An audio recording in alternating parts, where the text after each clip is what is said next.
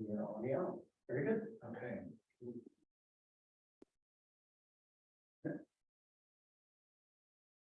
Sure what happened to that.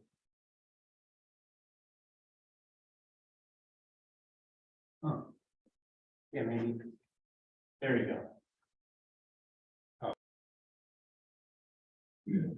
Okay.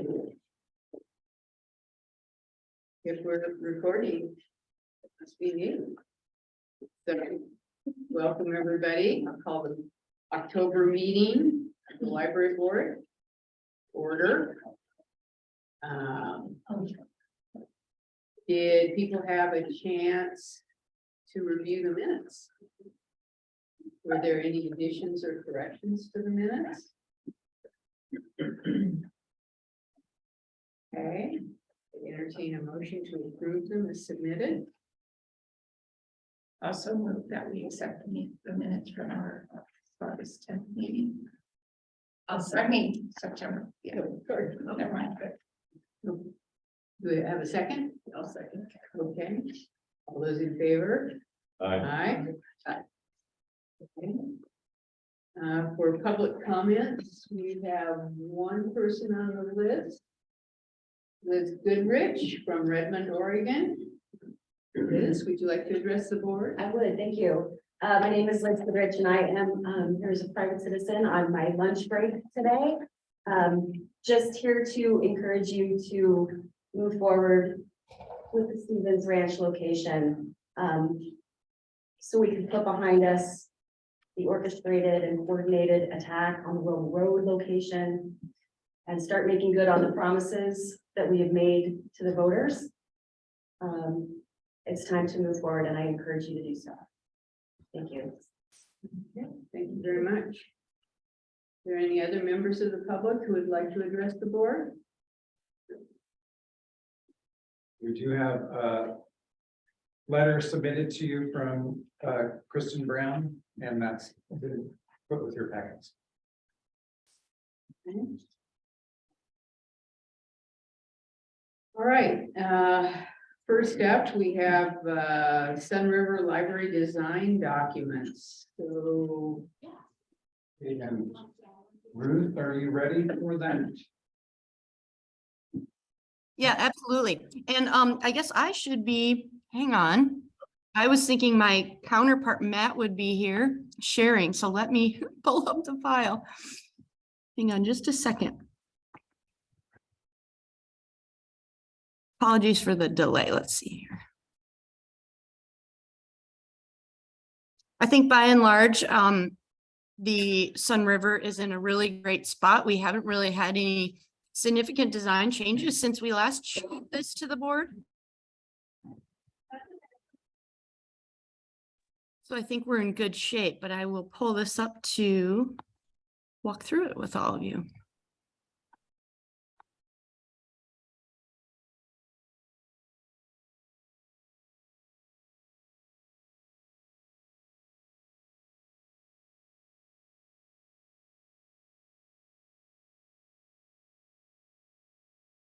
Robert, can you let Matt in? Where's Matt? Or Todd?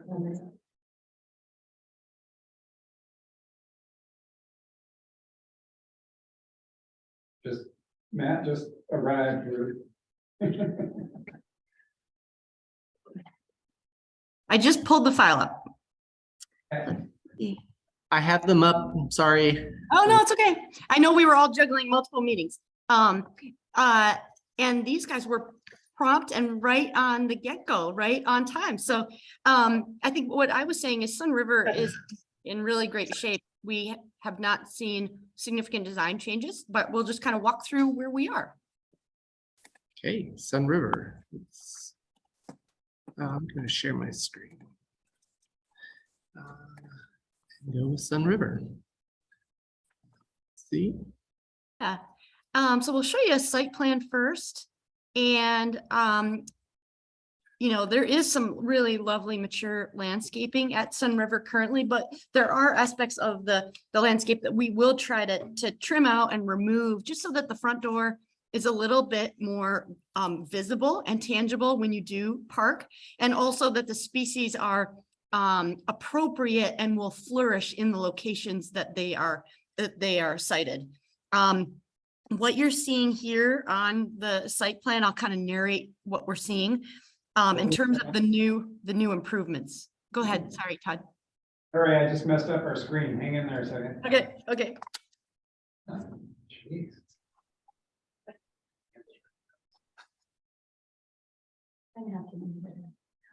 Okay, go ahead. Okay, and what I'll focus on is identifying the new interventions, just so that people understand what those improvements are. We have 2 areas of snow melt, so that in the winter, when you're walking from your car to the front door, we will have that system in place to make that a bit safer. And we will also include some snow melt from the staff door out to the book drop. So as they are going back and forth with those very heavy carts, they also have a safe path of travel also. And I might add that we're going to designate 2 parking spots right adjacent or across from this book drop for passengers or patrons who are coming to drop off the books. They'll always have those spots reserved for them. Right, great point. Thank you. And because we are abandoning the old kind of loading drive that's on the right side of the building, we're able to grab some new vegetated area and kind of make that less hardscape. And then I think the other piece we have is just the kind of clarification of the staff door being a secondary, not non-public entry. So there's some things we're doing with the site walls and the paving and the landscaping to make that door less prominent when you drive in, because that is kind of a wayfinding issue that people have mentioned currently. You kind of drive up and you're like, "Ooh, that's the front door." So we'll work through that. And then we'll have some new kind of relocated benches in that area. You can see we're, examining the lighting and also just making sure we have, bike parking and all of that kind of really coming together in that landscape center area. Anything else I should mention there? I think those are the highlights of our improvements. On the site plan, yep.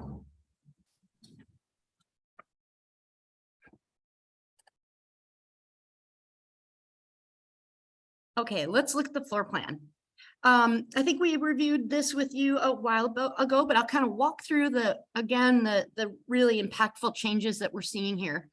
The area that is currently in your building at Sunriver, the staff area, I don't know if you've been in there, but the ceiling is incredibly low and the space is really substandard and inadequate for the amount of work we're expecting to happen in those branch staff areas. The amount of processing and getting books back out into the customer's hands as soon as possible and the running of different programs, that just really can't happen in that space now. And so we found a way to kind of get a twofer here. We've relocated the staff area into what is the current meeting room and really given it the functional space that it needs. And then we're grabbing that area vacated by the staff and turning that into a dedicated children's area that really works really wonderfully for kids because it has that lower ceiling. It's much more kind of intimate. It'll kind of attenuate their sound a little bit better because they're not out in the open part of the library. And it really allows us to create a very specific environment just for your youth users and their caregivers, which I think will be a wonderful update. We're also working through how to have that interior lobby when you first come in, do a little bit more work. It's actually a lovely space. It's quite tall. There's a lot of natural daylight coming in. And so what we're doing here is, in addition to the interior book drop, it will have display of books or other materials. We'll have a display screen out there that kind of is rotating through what's happening at the library today, where to find things. And so we'll start to activate that lobby a little bit better and make that kind of front and center experience when you walk in the door. And then if we go to the main body of the library, What we have done is created the community room over on the left side. And what's really great about this location is it's set up to work after hours, just like, we're accustomed to. You come in through the lobby into the kitchenette and use the meeting room. However, it really acts as an overall extension of the library any other time. So if a scheduled event wants to be in there, great. We can close the slider door. They can have acoustic and visual privacy.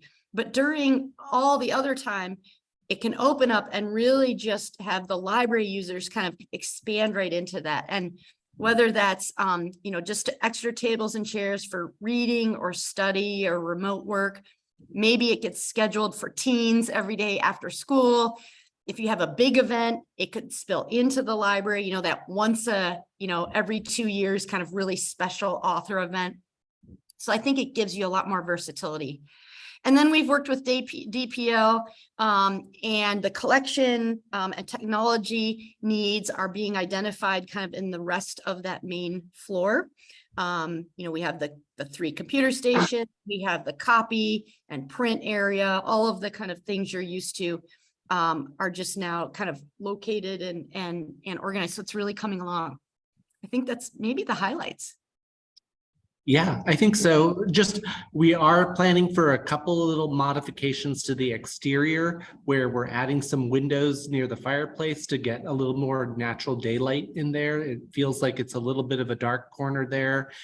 There are some doors that are in the new kids area that we're going to replace with a window so that there's room for shelving, but kind of adding some daylight in this kind of smaller piece there. Yeah. Are there any questions? For the most part, all of the finishes on the interior will get a refresh, including all the bathrooms will get all new finishes. Mm-hmm. I had a question for either of you. In Greg's report, he talked about modifications to the building roof structural elements. And what does that entail? Yeah, I'll talk about what the first one is. Because currently there's a wall that kind of walls off the whole staff area, and because we're kind of opening that up, we need to brace structurally that volume to allow for that big opening to happen. And so what you're seeing right here, if I kind of annotate, there's a new column located here as well as here that is providing kind of what we refer to as a shear wall that allows some of the rigidity that, this kind of vertical wall is.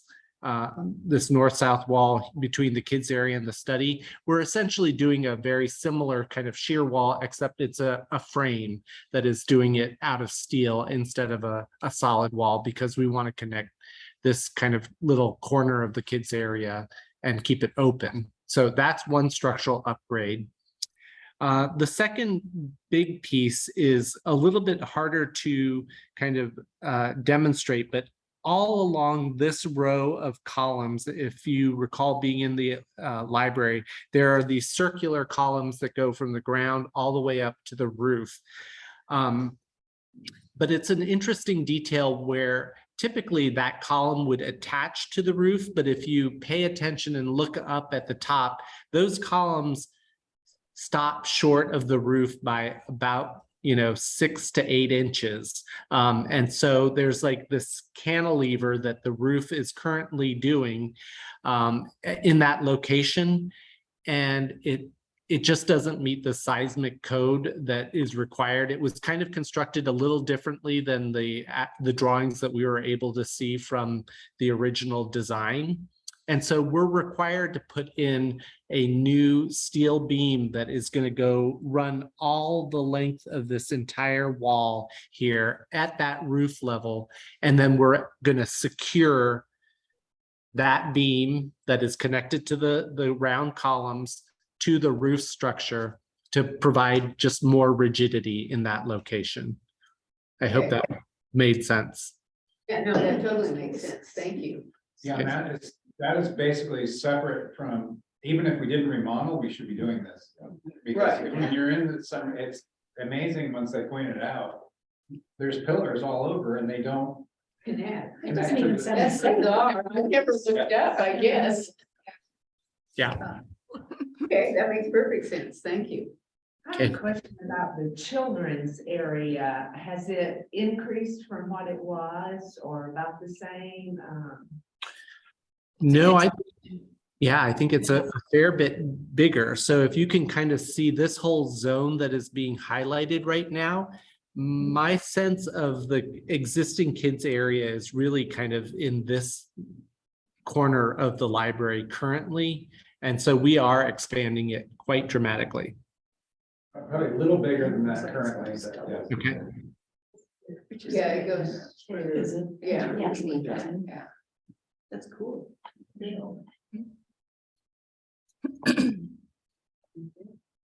Does anybody have any additional questions for Member Ruth? On the meeting room, can that be subdivided easily? Not really, Ray. I think it's designed to function as one space. The current tall ceiling really makes it difficult to subdivide this particular configuration of a meeting room in this particular building structure.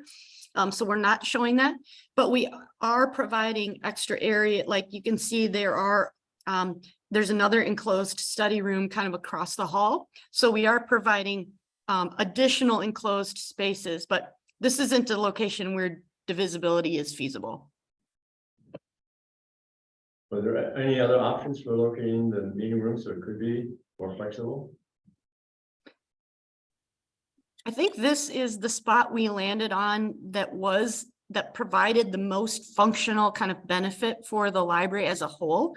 And I think the flexibility you're getting here is that it can be enclosed and hold one size of a function.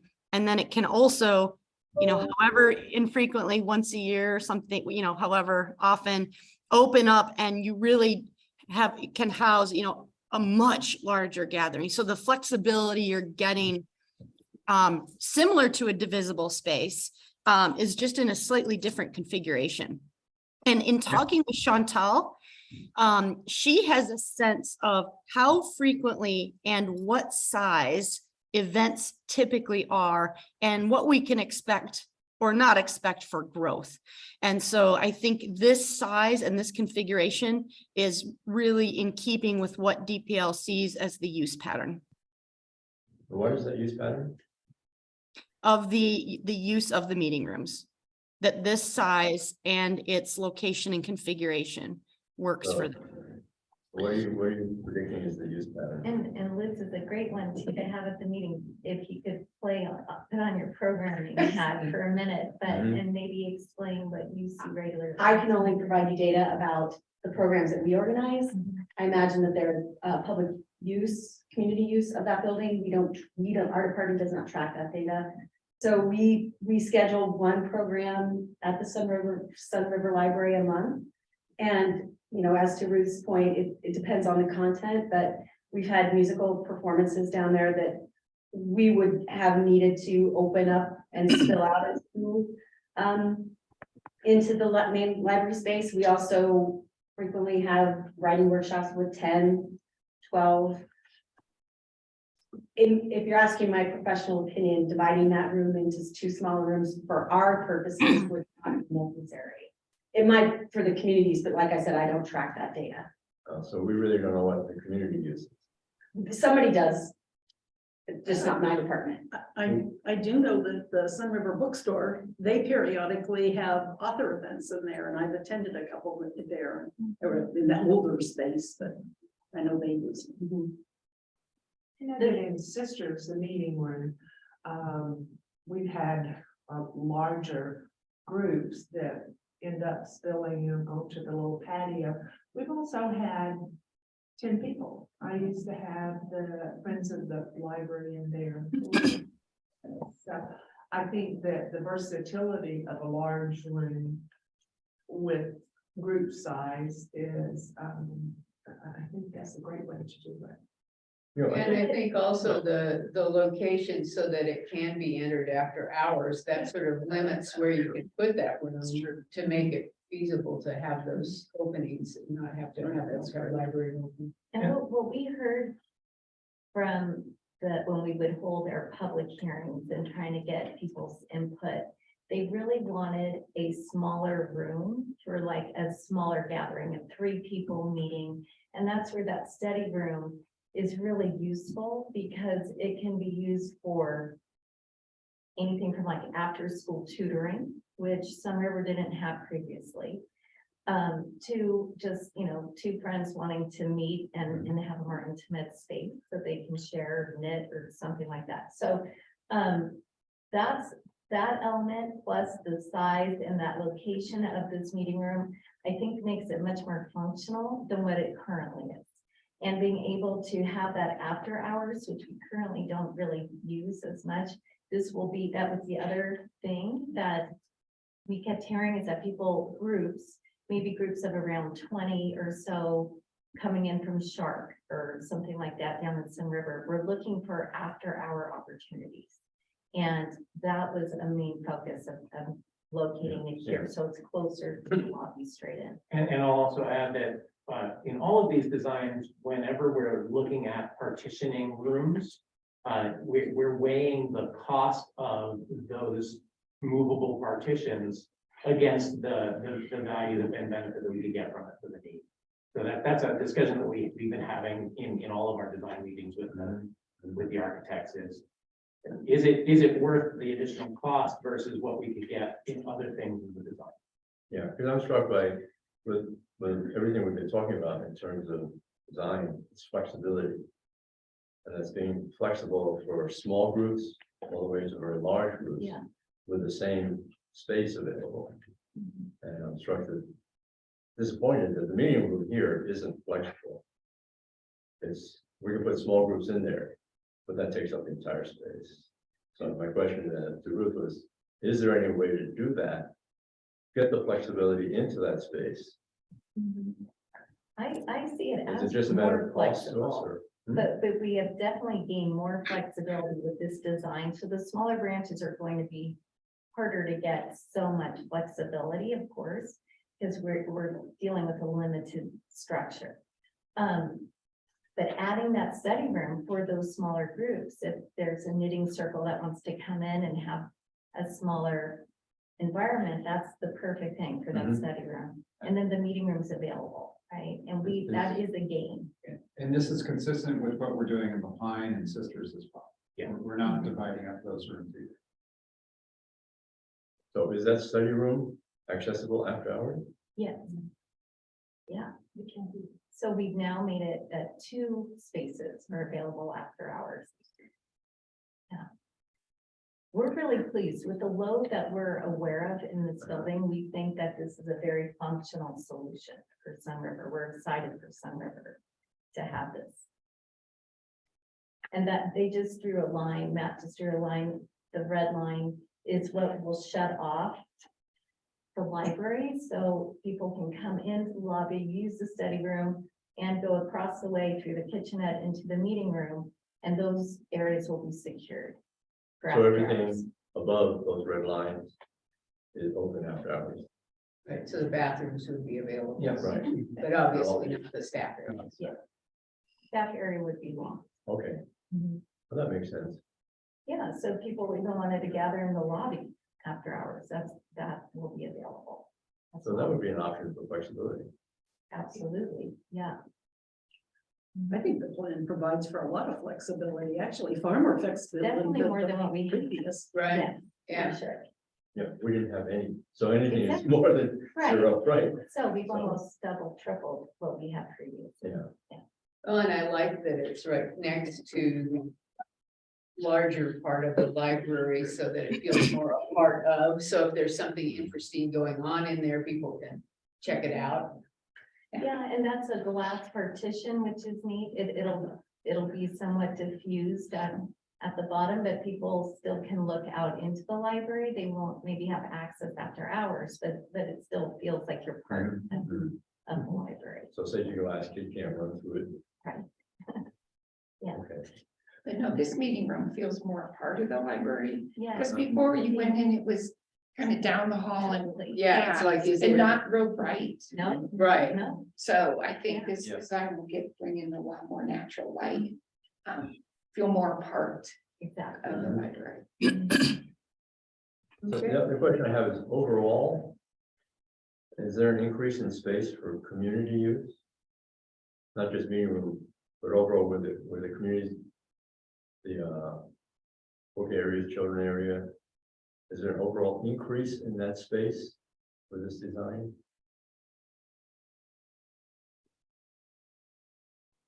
Are you saying after hours use, Ray, or are Oh. you saying use for the public in general? Just for the public in general? During library hours? I would expect that it's roughly the same. We made that swap with the meeting room and and the staff area. I would also say that the allocation of space in the existing building was not supporting the function that the community and DPL needs out of a staff area. So we've right-sized that and increased it slightly so that it can function in the way that you expect from your branches and the tasks that staff need to do to make that happen. So I think there was a slight increase in staff space, but that's only because it was severely undersized in the current allocation. And for Lapine and Sisters, what we were providing for in that staff area were a dedicated staff restroom for them, as well as a staff lounge. Before, they were kind of eating their kind of lunches right next to the kind of service entrance, kind of where book drop back over here. So there is a little bit of parity amongst all of the branch libraries as far as the staff amenities that are being provided. That's better. The original Sunriver Library was our only building that was designed without a staff break area. Mhm. So it had the smallest staff space of any of our buildings. Okay, any additional questions? Okay, I'd entertain a motion. And I don't believe we need a. But we don't need a motion on that, so. No, we just wanted to give you Yeah. an update. Yeah, okay. So now we have Stevens Ranch conceptual design. Well, we're excited to show you the latest in the development here at Stevens Ranch. So I'll kind of walk through the material we have and then again, like typically kind of pause at the end. We just have a few visuals to show you. The site plan that you saw last month at the board meeting is still relatively the same. It shows the portion of the site that could be sold to another purchase holder. And it shows parking, the majority of the parking on the southeast corner. And what that really does is, we're eager to position the Stevens Ranch building in a really visible way from 27th, from the new roundabout, no matter which direction you're traveling on 27th. The bus stop will be located just off the page. And that's the current information that we have from the transit partner. And then you can see that, the entry to this area is through the master planned community off of Santorini, which is on the right side of your screen. And then we're going to continue to work with our landscape architects, civil engineers, in terms of how we choreograph bringing people up to the front door, in cars, in buses or other drop-off vehicles, how we kind of refine the route up to the drive-up service window and for deliveries. But by and large, this organization of the site is really holding steady and seems to accomplish all the things we need to. Yep, the upper part that we looked at last month. Ruth, Yes? excuse me, on that one, the last slide. You want to go back? Yeah, okay, above the 1.3 acre parcel, is that an additional roadway up there? There's Above there, it goes yeah. out to Santorini? That There's a right? Yeah, Yeah, there's a required easement on our site for occupants in the neighborhood just north that will be built, that they need an egress out of that neighborhood. And so we're required to provide that easement as part of our build out of the site.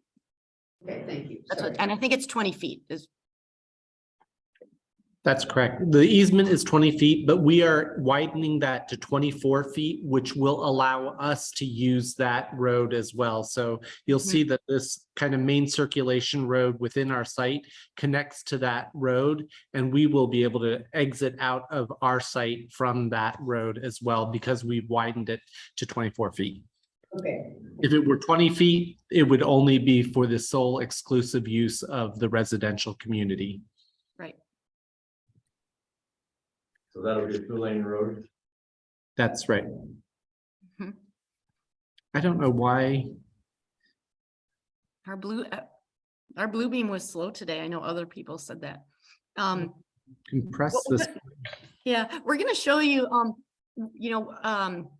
a very simple kind of diagrammatic assembly of how we're thinking of the building. It does not reflect, materials that the building might be clad with, where windows and doors or solid or glass will be. We're not that far yet, but it kind of shows you the basic, very fundamental organization of the building. And so what that does is helps us explain to groups how the building's coming together, and it helps us really sort out in our head how to make a clear expression on the building as we develop it going forward. I know Matt's working on the file here. Yeah. I think it looks like Micah tried to compress it, and I might have to open up another file. Okay. Give me a minute.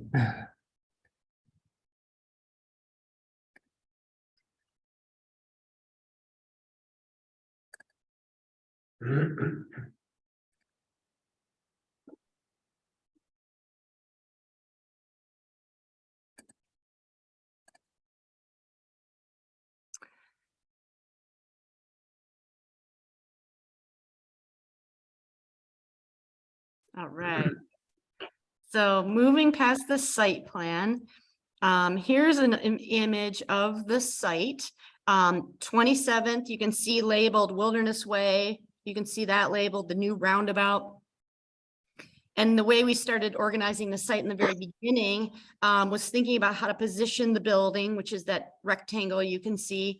So it's really visible from the street and from the roundabout. We tested many configurations of the building shape, and this really provided kind of the most functional building position and shape, as well as the other functions we need to accommodate on the site. If we go to the next slide, by tilting the building ever so slightly, we're able to protect to a certain extent the outdoor space that you saw in the site plan from the environs and the weather, but also the noise that is present on 27. So we kind of give it a little shelter, and that's shown in yellow. Next slide is, now we take that basic idea and we start thinking about the functions of the building. And as we're working through organizing it, you're going to see a little bit today, the portion in yellow is kind of the first floor and the tall part of the community rooms. And really thinking about that as that's what meets the ground. That's what you first enter into. It's all the community and creative and doing and meeting and gathering spaces. And then the piece that's shown dotted, and we'll go to the next image, that's where we start to have much more of the seating and collection areas for both youth and for adults. That's shown in yellow. So we're thinking about how we can organize all the different facets of the Stevens Ranch program in a way that, can be used after hours, creates bustling area where we want the energy, but then also quiet area where people want some quiet. And so the other thing that we're always so taken with are the different view kind of corridors you have. And at Stevens Ranch, you know, we've spent numerous visits out there, and there's going to be some lovely views. And so we're starting to think about how do we position certain interior spaces so they take advantage of that? Can we do anything with the roof angle to really, you know, maybe slope it up a little bit and celebrate kind of that prospect out to certain views? And so I think that's something we'll continue to work through, and we've got some great 3D imagery that's starting to guide us. And we'll share a little bit of that today. And then the idea here, you know, that we see often is there's kind of the landscape you see in your foreground, and then there's the landscape you see in your distant, you know, background. And this is just one shot of Broken Top, where you can see that whole dark foreground of the trees and the landscape. And then there's kind of this top floating piece that has that kind of, you know, bright, snowy, jagged, kind of rugged character. And it made us just start thinking again about how should the building feel of this really unique Central Oregon high desert place. And so if you imagine that diagram we just showed you with the white and the yellow kind of building blocks, you know, these are just very early sketches, you know, just exploring, could that base of our building really feel like the part that's of the landscape?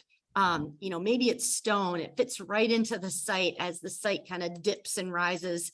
And then the piece that we put up higher, where we're trying to get some of those views, people are going to spend time reading a book. Let those have that kind of more vista character, the views out, the kind of lighter weight piece of the building. So again, this is very early. You can tell it's still in pen and pencil, but exploring some of these ideas as we develop the materials and the organization with DPL and the contractor. You can see here, this is a view as if you were walking from the parking lot facing the front entry. So do we have kind of a portion of the building that signals that it has the community functions in it? And then as the building kind of sets into the sloping grade or rises above, you know, how do those pieces express themselves? Here's a view from the south, I think. If you were kind of coming from the roundabout, can you see the meeting room and the activity that might be spilling out onto that little plaza? And you see the larger portion, the 3-story portion kind of in the background. From the north, if you're coming from, you know, one of the cross streets up on the north heading south, you can see the building and how it kind of nestles that bottom portion into grade, and then the upper portion is really trying to kind of celebrate the views and the visibility outward. Now, this is a section drawing, and this is if we kind of took a big slice through the building and we're looking at it the long way. So our back is to 27th, we're looking east, and we're kind of cut through the building. And you can see how the gathering community space on the far right has a taller ceiling.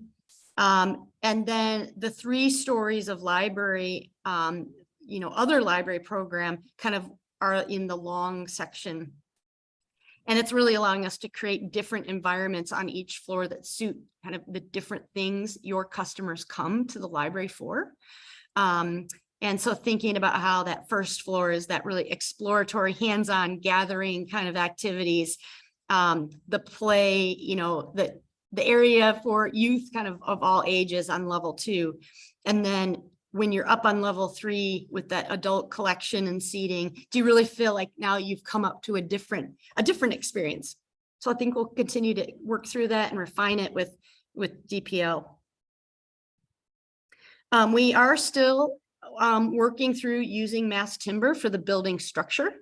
Everyone has, I think, really reacted positively to that for a number of reasons. Number one, it's a local regional building product, which is great to keep that business in the region. It brings a lot of warmth into the inside environment of the building in structure. So we kind of get all that warmth and wood around us with something we have to have in the building anyway. And then lastly, it really makes a really significant reduction in the amount of embodied carbon that the construction of this building would require. So from an environmental standpoint, it's really making a commitment here on behalf of DPL and the community. So I think the visuals you'll see today start to show how that might feel. We have not selected materials yet, but we're starting to explore them. You know, we've been to the Empire Stone place nearby, starting to examine what stones are local or regional and would be suitable. You know, what are the different wood species that we can get in different framing members. So all of that is part of the exploration right now. And this is just a sampling of things that have caught our eye. And if you squint, kind of resemble things that might work out for this project. I think you've seen very basic plan diagrams, but here is an image of level 1.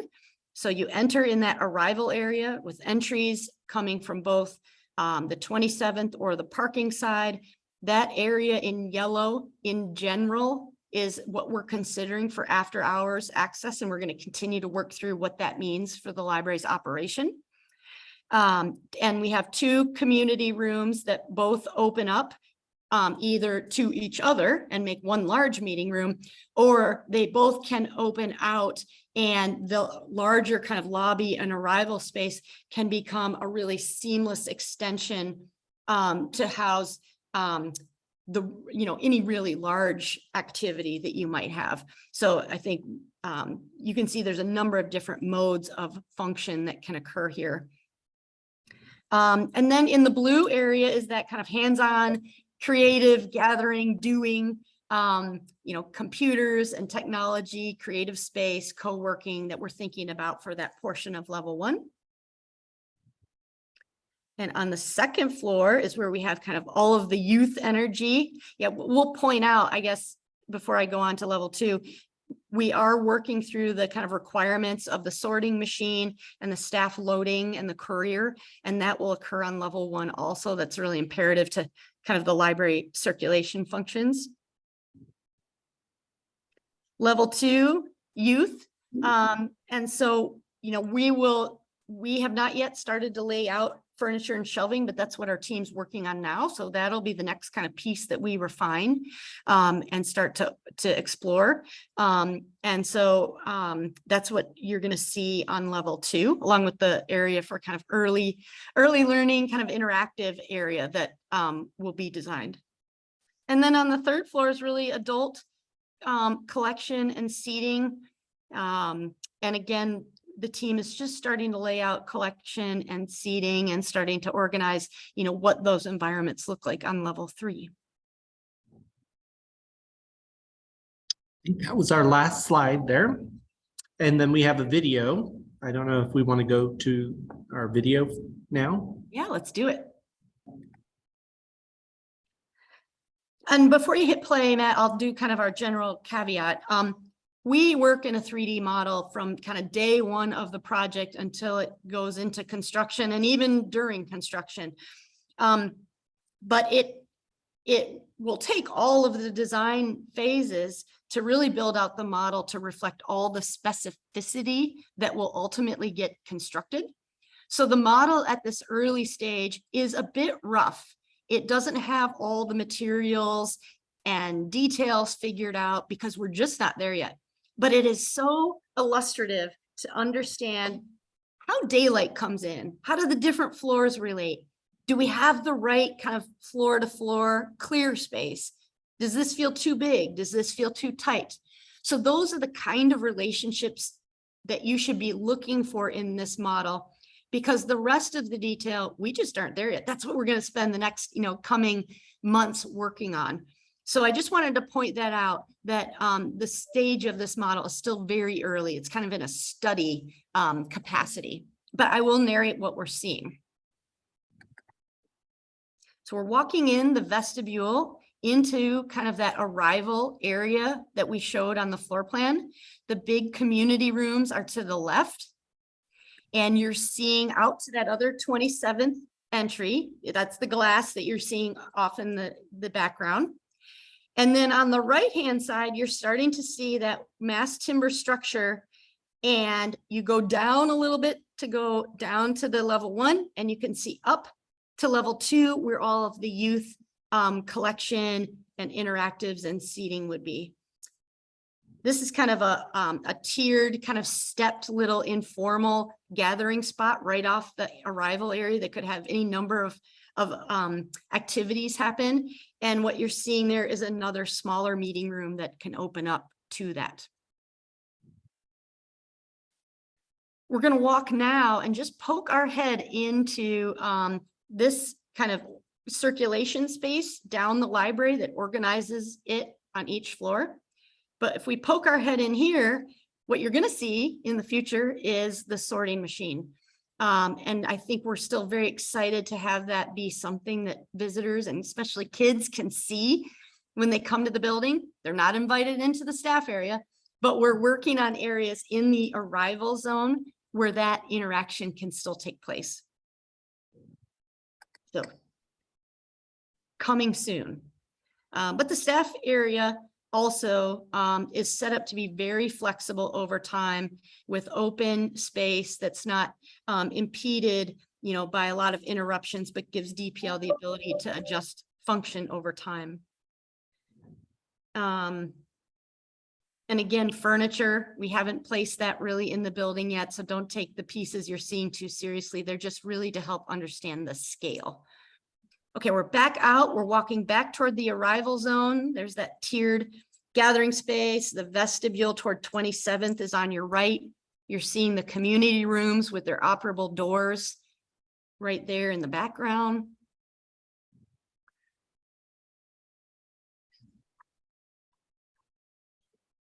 And then when we turn around here, you're going to see this open stair that connects the 3 floors of the library.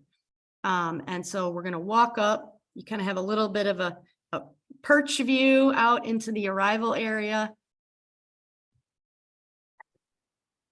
Walking up to level 2, you start to get a hint of things happening there.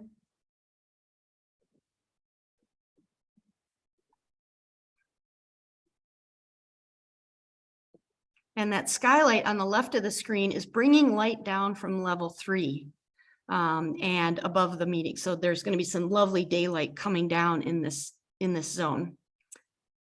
And we're walking kind of into level 2.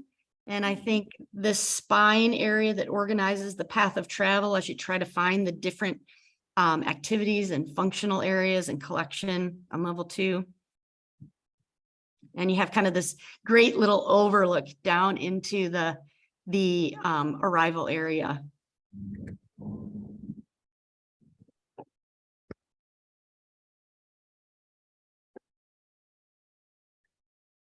Now we're going to walk up to level 3 on that same open stairwell. Here's that kind of clear story light that we talked about, bringing light down into the stair. There are elevators paired with this. We kind of zoomed past them in the video, but there are elevators immediately adjacent so that's convenient for, anyone who doesn't want to take the stair. And then we get up to level 3 and we're thinking we might need some enclosed glazing here just to help keep level 3 a bit more quiet. But when you get up to level 3, you can see now, we're going to have different views out. We have the ability to bring some skylights into the roof structure so that we get a little bit more natural light on level 3. That's it.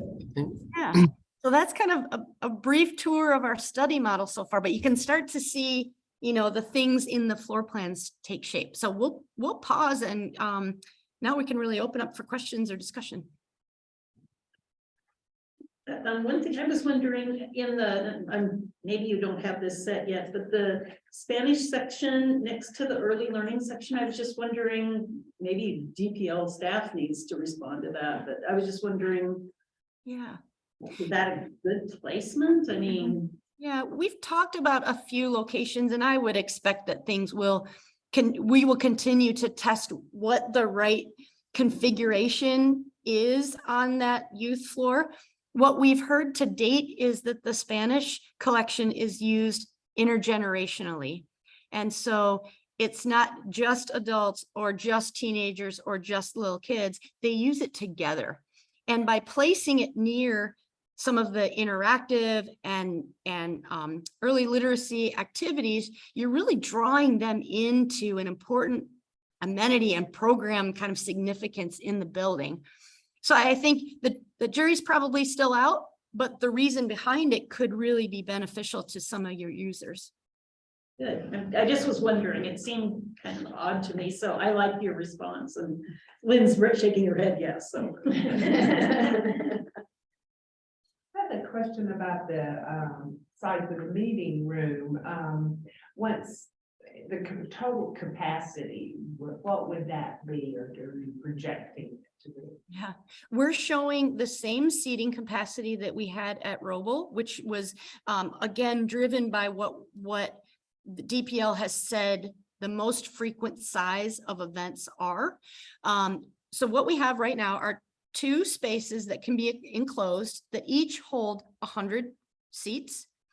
And then when they expand out into the arrival area, they can hold, from 50 upward. So when you combine the 2 spaces, you get 200 people. And then if you open up, and unzipper the whole area, you can have, from 300 upward.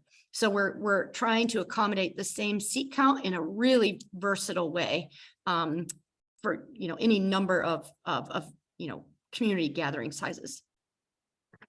Fantastic. I was going to tell you, I like the 3D video. I feel like I've had a glimpse into the metaverse.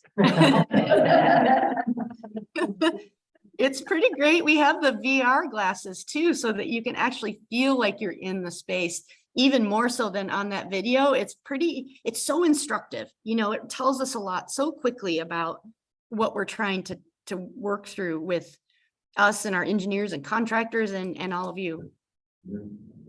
I also wanted to make the comment that I really like the open feeling, especially as you're going up the stairs. It kind of reminded me of the Vancouver Library with the living and all that light. It seems, I don't know, I know when I went to the Vancouver Library, it seemed very welcoming. So I kind of get that feeling from this as well, which I like.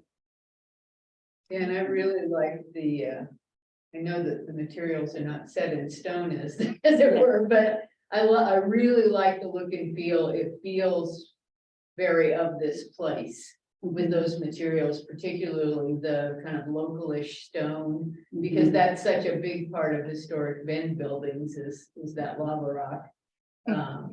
Yeah, it really feels emotionally good. So Ruth or Matt, how many smaller tutoring rooms or smaller group rooms are you thinking? We are starting with, and I don't know if our plans are completely up to date on this particular function. We're trying to start with what we had at Roble, just so that we're kind of transferring what we all knew and thought was a good direction. Right now, we're showing like 8 to 12 of the little rooms. I would expect that count's going to fluctuate as we test and develop the floor plans more with DPL, but we're showing 2 enclosed larger meeting rooms that can either open up or enclose, as well as that kind of tiered open informal gathering. And then the 8 to 12 little tutoring rooms, but this is kind of just the first depiction, and I expect those numbers may adjust slightly. How big would the 2 larger ones, not the community rooms, but those 2? Those are, so our columns are 12 feet apart. So I'm seeing that room to be about 40 feet left to right. And maybe, I think it's also almost 40 in the other direction. So like 1,600, 1,500 square feet. Again, I think they're still in flux, but if you look at the scale of the community room and these meeting rooms, I mean, this one's almost the same scale and this one's just smaller.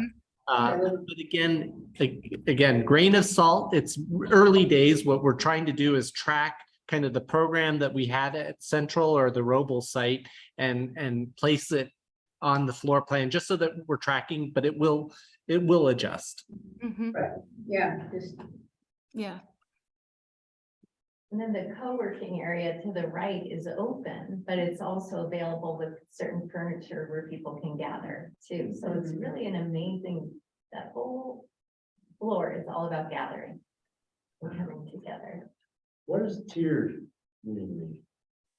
Tiered means stepped, right? I don't know if you could see in the video, it's kind of a, we have a level change between the yellow area and the blue area.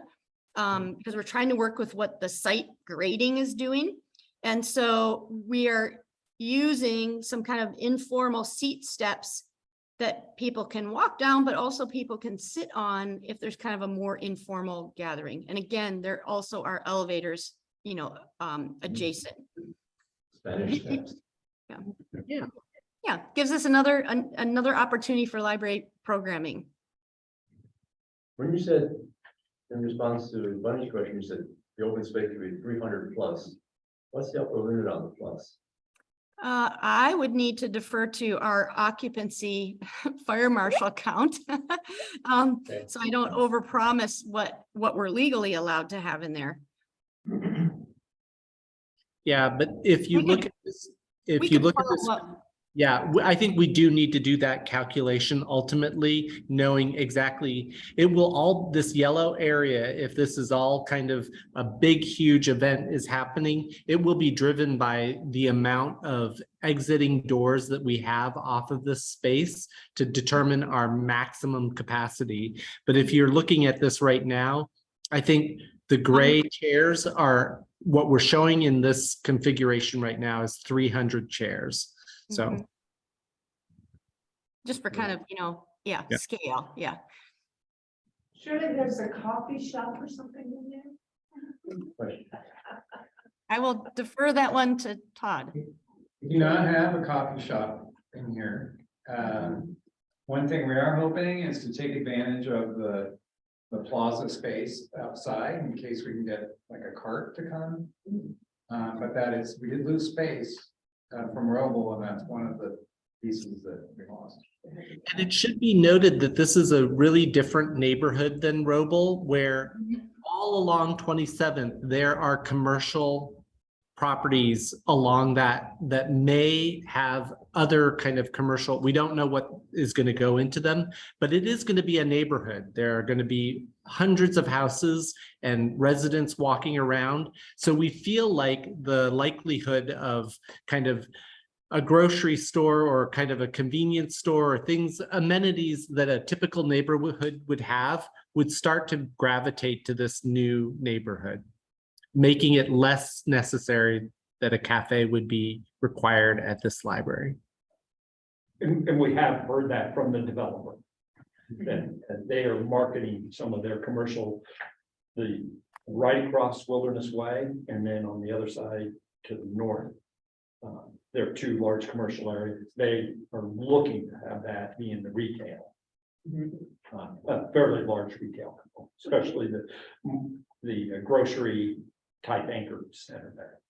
Just a couple blocks north, isn't there a big commercial area going in right now? Yeah, right up right. Reed Market in Okay. Wilderness, and that's all retail, restaurants are going in there. Okay. Any other questions, comments? Okay, thank you. This is some exciting things to think about. Some great work there. Thank you. Thank you. All right, moving on to bond updates. We have Greg's monthly report. Yeah, so kind of jumping right in, as you can see, it's truly been a very busy time for us on the project. We've got a lot of activity across the board on all of our projects. You've seen today Sunriver and Stevens Ranch, and from a schedule standpoint, all of our projects are advancing right as planned per the master development schedule. And so those things are Hasn't been any real changes to that. We've made a couple little adjustments here and there as we go, working with our team on schedule, but nothing of any significance. From a schedule standpoint, big events coming up, right? Sisters and Malkin and Redmond. We start construction at the first of the year, and we are actively involved in all of the final pre-planning to do that. Whether it's setting up our temporary facilities and planning for that, planning for the moves, how do we close the old libraries, open up temporaries, get our contractors in there and get going. So a lot of activity all around that, all very positive with our temporary spaces. You know, we've got the temporary space in Redmond, the temporary trailer facility in Sisters, and the temporary space in Malkin. And all three of them are in those final stages of getting tenant improvements done, getting organized, the trailers getting actually built and ready for delivery at Sisters. And so that is all well underway as we plan. So nothing really changed in schedule on the budget.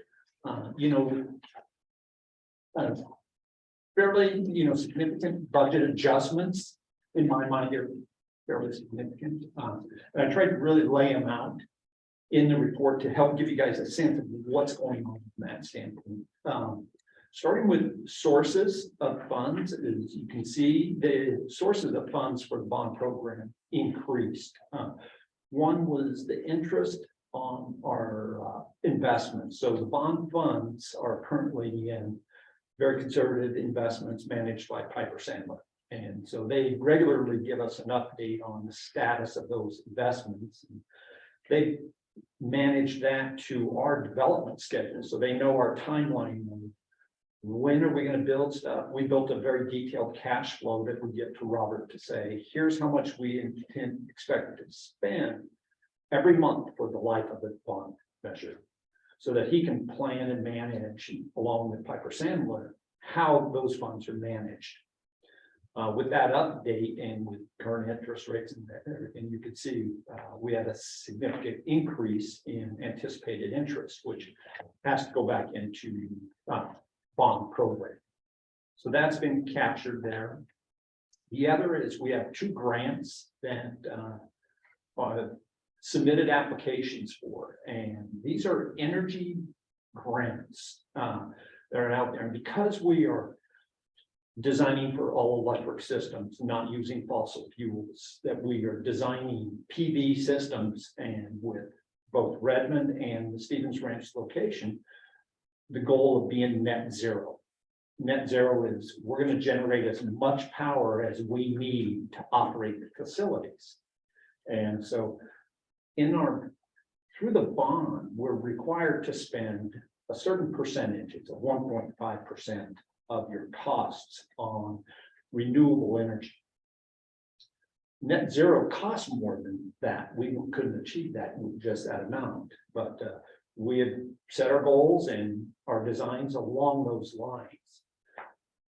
All of these things that we're doing and the energy efficiency that we're designing into the buildings is what goes back to these grants. And these grants are offered to agencies such as DPL when they are really kind of driving that envelope to do that. So Miller Hall prepared and processed applications along with their literally parts came from our contractor, the mechanical engineer, electrical engineer, Miller Hall, and DPL to submit for the grants. So we're very positive that we passed the first pass, and final awards will be announced this month here, and anticipating $2 million in awards that will be allocated to the project. So those were the adjustments to the sources of funds. The other component is that went through and really relooked at what's going on in the whole budget. A lot of finalization of the Stevens Ranch budget. And we had some funds set in a master reserve contingency, not allocated to the individual projects and anticipated costs. And so we wanted to take those funds and plus these increases and allocate them out appropriately throughout the program throughout. One of the areas is in the collection. So this is the whole new collection for the entire bond program. The original budget that was created had a budget for collection. It was based on the central library location. And so that was an original, and you can see it in there, it was $3 million. As designs have been developed for all of these buildings and looked at capacities and sizes and how much shelving and how much space we're going to have, DPL staff was able to really go through and do a really detailed estimate about what do we need in the collection for the entire project bond program for all of the facilities to develop that budget. And so we've increased that budget up significantly to really handle that capacity. And that's something we've been working on literally for the last year plus, because we couldn't tell early on what's the right number. We had a big range that went from the very original 3 up to double digits. But as designs developed, that could really be better refined to a point where it's like, okay, now we can reset that budget appropriately. So that was done. That was a big move to set that budget. And that will continue to be developed throughout the bond program. You know, as we finish each one, as BPL is looking at the existing collection, it all plays together, right? And that's an ongoing process. And then the purchasing will happen throughout the life of the bond and into the end of the bond program. So that was a large one there. On Stevens Ranch, we made a couple of adjustments there, mostly in the construction costs. So as Miller Hall developed these designs for us, right, we've had Kirby, our CMGC, and Miller Hall, the whole design team, working very closely on really using target value design. And that's where you look at your design, develop an appropriate budget for the structure, for the skin, for all the elements of a building and a project. And together they develop this budget. Kirby, of course, put together all the construction costs. Previously, I'd set a target of 82 million for construction costs because I had to have a target. And when we all got said and done with where you see the building today, that ended up being right just under 84 million. And so that's where we're adjusted to that. That was based on for our energy, our renewable for the PV system being at the 1.5% of minimum, which is a couple $1 million on this project, almost 2.2. But we know to achieve net zero, that's going to be about 4.2 million or so. So that was a big change, right? I adjusted and put 2 more million into that because that's a true goal that we want to achieve, so that long term, the library will be generating the power to operate itself, just like Redmond. So those were the 2 big adjustments on Stevens Ranch, was really finalizing in where we're at on our construction budget, which I'm really confident that we've got that set. It's got an appropriate design contingency as well as a escalation for cost relative to time. And then at Redmond, you'll see there was an adjustment. Actually, it was just a transfer. I had some money set aside up in some of the owner furnished costs for things like all of our FF&E, our early learning, all of those elements. And there's about 470,000 there that really wasn't earmarked for anything. So I moved it back down into contingency so that it's identified as truly available dollars for our contingency level. With downtown Bend, as I looked at that, we're not really doing any work on it right now. But the contingency level there on a percentage basis for me felt a little low. So I moved some dollars into there because that's something we've always talked about. That being the last facility, we got to protect our budget there, right? And make sure we've got ample funds set aside that are appropriate for the renovation of downtown Bend, which I'm very comfortable with what we've got in there based on our conceptual plans. I just wanted to bump up that contingency a little. The branches didn't have any change at this point. I think they're still sitting very sound for all of, Sisters Alpine, Sunriver, East Bend, excuse me, funds still remain there. So that as we go through the process and determine what do we want to do with that facility, those funds are still set aside. So there's nothing there that I made any changes to.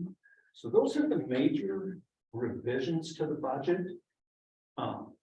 Overall, the project contingency in dollars went down from, it was sitting at about 24 million to about 22 million.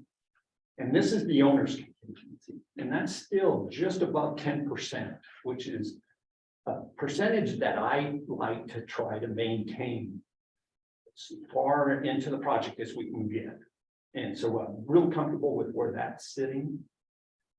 Built into our cost estimates, so with our CMGCs, again, they have a design estimating contingency, as well as cost escalation, cost growth, as well as their permanent construction contingency. In our FF&E packages, which are the next big package for all of those fixtures, furnishings, equipment, we also have a contingency in there for the same thing for design, as they finalize the exact design of shelving and furniture quantities and that, as well as cost escalation as we go through. So very comfortable that we're sitting in a conservative position to be able to address any increases in cost because of market conditions, because of changes or demands. So I think we need to maintain that level as we continue through. We're going to be coming up on our next section is about procurement. And so we have 3 projects out in competitive bidding right now with our subcontract trades. So Sisters and Lapine, Sunwest Builders has got those out, and they're going to be putting together their GMPs on those 2 facilities. We'll be talking about those in November and December as we reconcile, finalize, and we'll be coming to get Todd's approval to execute those agreements. And then Kirby is working on the next piece of their GMP for Redmond, which will be a fairly big chunk of all their costs, and it brings on board a lot of big key trades. So all of the structural trades and all of the MEP trades. Some of the finishes stuff, we're going to wait till the plans are really finalized and finalize that. So it's kind of the benefits of the CMGC. You can buy pieces. Very excited about, we're outbidding right now all of the framing, the lumber and everything on that project, because it's a big, much like what you saw in Stevens Ranch. It's that very similar, lot of lumber, and our lumber market is really low right now. And so it's a great time to be buying wood products. So I think we should see the benefits of that as we go through that pricing. From the feedback coming from the GCs, a lot of good interest from our local sub communities, and well as subs from around the state are looking at it. We publicly bid these, and so it's open to anybody and everybody. But it's good to see that the subcontractors are excited about the project, and we should get good bid coverage, which really helps to maintain our budgets and pricing. So those are 2 of the really big procurement items that are going on. I think with the where we're at on Stevens Ranch, we'll go through the finalization of the due diligence. Is also we've gone through to bring all of the consultants up to the current schedule. We've done Miller Hall's contract in order to release it to start on the conceptual back in the summer. Well, we've gone through every consultant that's involved with the project whose contracts are impacted by the schedule or the change in location. And so those are all pretty much complete. We'll talk about a couple of those that I put in the board information as far as contract amendment adjustments on those. The insurance, that's moving right along. I'm getting our property insurance all up to date with our temporary location so that we have proper coverage, as well as the builder's risk insurance is getting purchased, and then our DSIP, which is our general liability plan that we bought. So that we don't really see it, but the contractor and ourselves and our insurance broker are heavily engaged in discussions because that's part of the bid instructions to the subcontractors. So how they enroll, how they charge for their insurance, and what we're covering already that we've already bought. Therefore, we don't want them charging us for their coverage that we don't need. And so that's all actively going on. On the entitlement, the largest thing, of course, is with Stevens Ranch, and that's really the completion of the due diligence. And then I'll walk through the due diligence report and where we're at on that. I don't think there's probably more detail in that going through that part. Nothing, of course, in Redmond. In design, Stevens Ranch, you've seen kind of where they're at. They're really moving along great. I think they have some great ideas coming forward here, what we want to see. So Redmond completed, our plans to the point of submittal. So they're in plan check with the city. They went in last month, and that process is ongoing, and they go in at what we call a 95% set, and we'll have a 100% set, which is really the final realization of coordination, little details, working real closely with DPL on final layouts of every piece of furniture, every electrical outlet, data outlets. It's a lot of detail. That wraps up here at the end of this month, and so then they'll roll into, once we get plan check comments, we'll do those final updates. They issued the bid sets out to Kirby, like I mentioned, so that's going on. With Sisters and Lapine, we went into plan check last month, late August. We received first round of comments back from the county on both Sisters and Lapine, which is good because it's tracking to our schedule. That's to get our permits on time. So nothing of concern. Your normal standard plan check comments that come back. So we don't have any issues really that we have any concerns there, and that's tracking right along with our schedule on all of those. So that's good indicators that we've got a good set of documents. When you get a lot of plan check comments coming back, it means our architect isn't doing their job as well. But we're not seeing that. We're seeing something really well assembled, well put together. Our contractors are also, they go through review sessions every phase. So the set that you guys saw today for Sunriver, that's going to be issued to Sunwest Builders to do a budget update, but also do what we call a constructability review. And they look at the plans to look, are they complete? Are they answering the questions that they see as builders? How do I put this together? What does this mean? So it's the quality of the drawings and specifications, the whole package. So it's been very encouraging to see that interface and integration between our CMGCs and our design team really working well on our documents. The tighter they are, it's better on plan check. It's also better on pricing in the field. We don't get as many change orders, and we don't have delays because the plans are wrong and have to be fixed. The guys, the subs and the workers can go out there, do their job, get it built, and deliver it on time. So just some things that are very positive to me that I want to see happening at this point in the game. Redmond is wrapping up, Sisters and Lapine. The FF&E side of those three, and as well as it's starting into Sunriver, but we're really finalizing our FF&E design. So that's all of our purchasing for all of our furniture and equipment. With Sisters and Lapine, we have to act on that pretty promptly here. So they're completing design packages that we will use for pricing on that. And we're going to start pricing Sisters in La Pine here yet this year.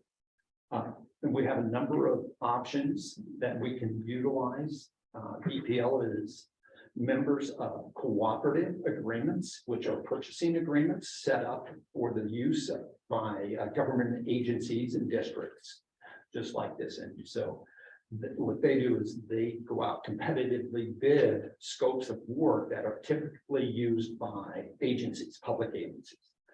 And then as a member, we can go to one of them and say, we would like you to quote our work, because they've already set unit price. And so that will be a process that we are launching into here in the coming months. You guys will see a lot more of that coming up, because we'll start to talk about awards of furniture orders to make sure that it can be delivered. The smaller branches go much faster in duration. So we've got it in with supply chain durations and time, especially furniture, because a lot of it's built overseas, a lot in China, a lot in Vietnam are two of the bigger suppliers of furniture. And so those will be coming up here. And that's something we monitor really close. We spend half of our time in our design meetings talking about furniture and shelving and all of the other stuff, because the buildings have gotten to a point where they're pretty much, on their own. Yeah. So that's something that will be big next steps coming up here. Redmond, we have a little bit more time on because of the duration of construction, but that will actually be finalizing in the spring of this next year or so. And then starting that purchasing process, which will include like our first big purchases of the FE Tech. We always talk about the automated book handling system, and FE Tech is our vendor on that. And they're already under contract with UPL. And but we'll be starting to place those orders next year with them for the Redmond site. And they work very closely with DPL and our design team to really lay out the space, make sure the equipment's going to fit, how people walk around it, how they put the carts in it, how that's going to function, so that in the end, you want a building that operates and functions correctly for staff. As much as we manage and architects design, staff has to be able to use it. And so some really good work has occurred in that area. From a design standpoint, where Stevens Ranch is moving through concept into schematic design and moving on with that. With downtown Bend, there's no activity yet. That'll be sequenced accordingly, and East Bend is still at this point on a hold status. So until we decide on what direction we want to take on that. So I think that's kind of everything that's in the project report. Like I said, schedule. So questions on that part? Yeah. So I had a question about the Redmond. I'm assuming they begin by demolishing the building that's already on the site. Is that correct? That's correct. So is there a date for when it happens? There is. Okay. It's currently set that they'll mobilize in the beginning of February, Okay. and that's tied to how we move out. And so that's when it'll start, and it'll start a little bit slow, right, of getting everything out, cleared, then safed off to turn on power and gas, utilities before they start doing anything. But we have a walkthrough Monday with all the demolition contractors as part of the pricing that Kirby's doing. They set up a walk so they could get in and see the building, climb through the roof and into the basement, really know what they're getting into, because that's something that we want to do. Did they also decide to take some aspects of the present building and try to incorporate it in the new building? So we're salvaging some of the old brick, Okay. right? So we've gone through and identified what is some of the original brick from the original Jesse Hill. Right. And then there's new brick that's out there that Right. it's really from renovations. Right. So we're gonna salvage a certain amount of brick. We come up with a square footage that we want to integrate into a kind of like a retrospective Okay. some pathway. We haven't actually finalized that design. We're gonna figure that part out. And then there's some of the old millwork pieces Right. that are that people remember. Those are gonna be removed and salvaged. They aren't planned to be reinstalled in the library, but that I think we're talking with I want to say Historical Society. Yeah. So they are, How to preserve them, where people can actually see them. because those were part of the teacher's classroom. Yes. And that, so they're gonna, good, that's, Yeah. because I know that's a really important aspect to a lot of the people in Redmond. They're having a hard time losing that building, and so that is one. It's a piece that makes them feel better about what's happening. Yeah. Exactly. I did really quickly want to say, I really appreciate your, the way you're forward thinking, so that, making sure, this is multiple buildings, it's over several years, and I like the way that you're thinking about projecting the money forward and making sure we have enough. Yeah, so I appreciate that, thing. Thank you. A question about notifying the communities that this is going to happen. I have no doubt that sisters will be absolutely shocked when the library closes. And that's good. But or maybe that's workshop policy. How will you be letting those communities? Yeah, I didn't bring it with me unfortunately, but we've started this month in our events guide that we put out, that goes out every 2 months, and that is actually placed in the Sisters Nugget, the Redmond spokesman, the bulletin, and the source. Our events guide to the library, and in that we have a 2-page spread dedicated to the building projects.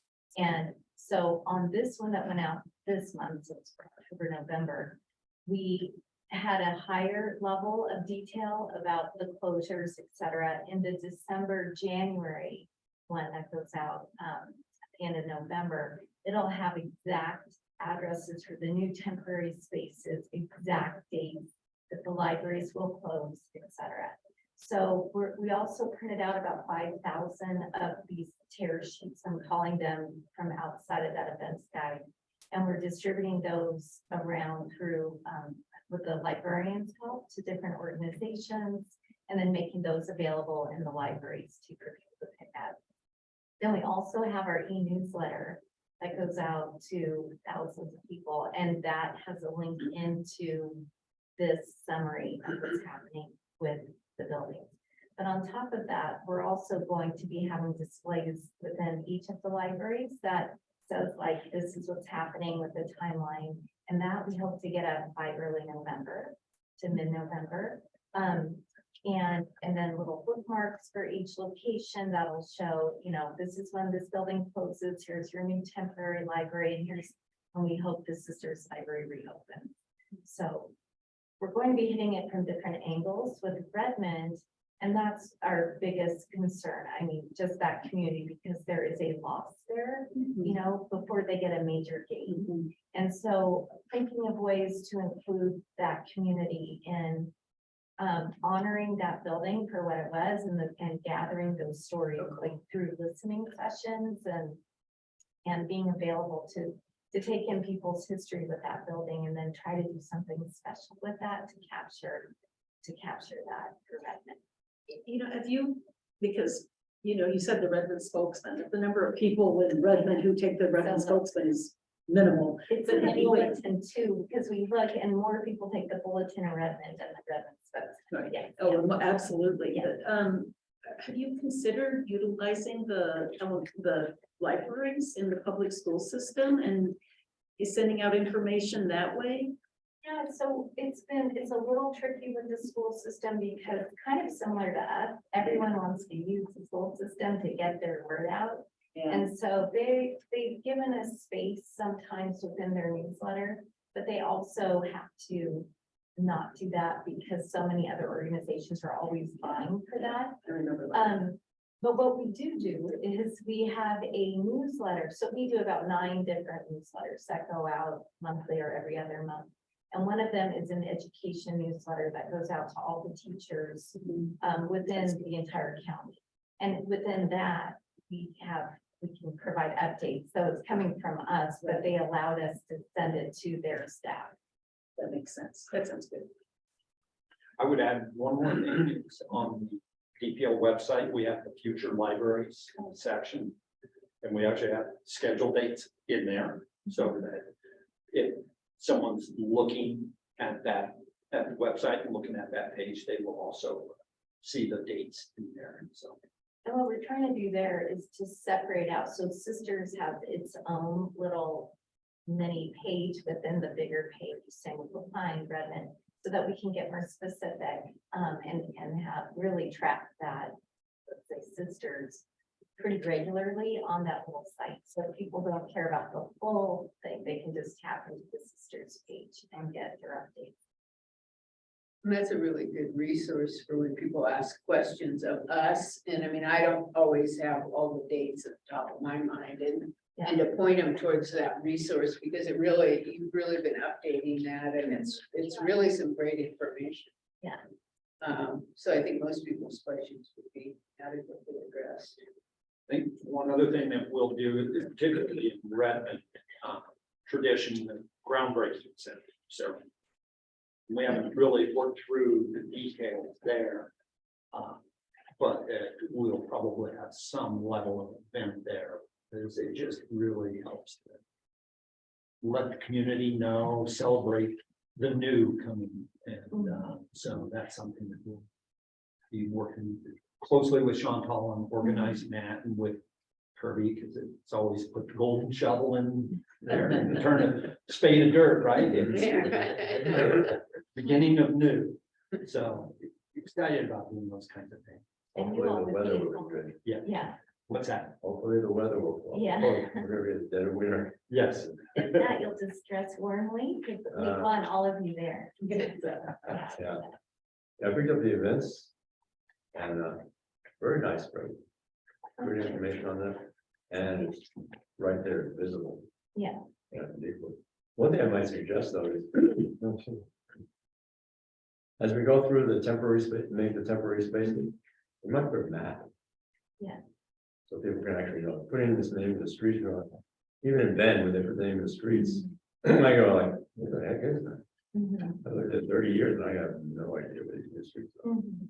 So a map or an interactive map on our website. Mhm. Yeah, Like, take you from the old building to the new one. yeah.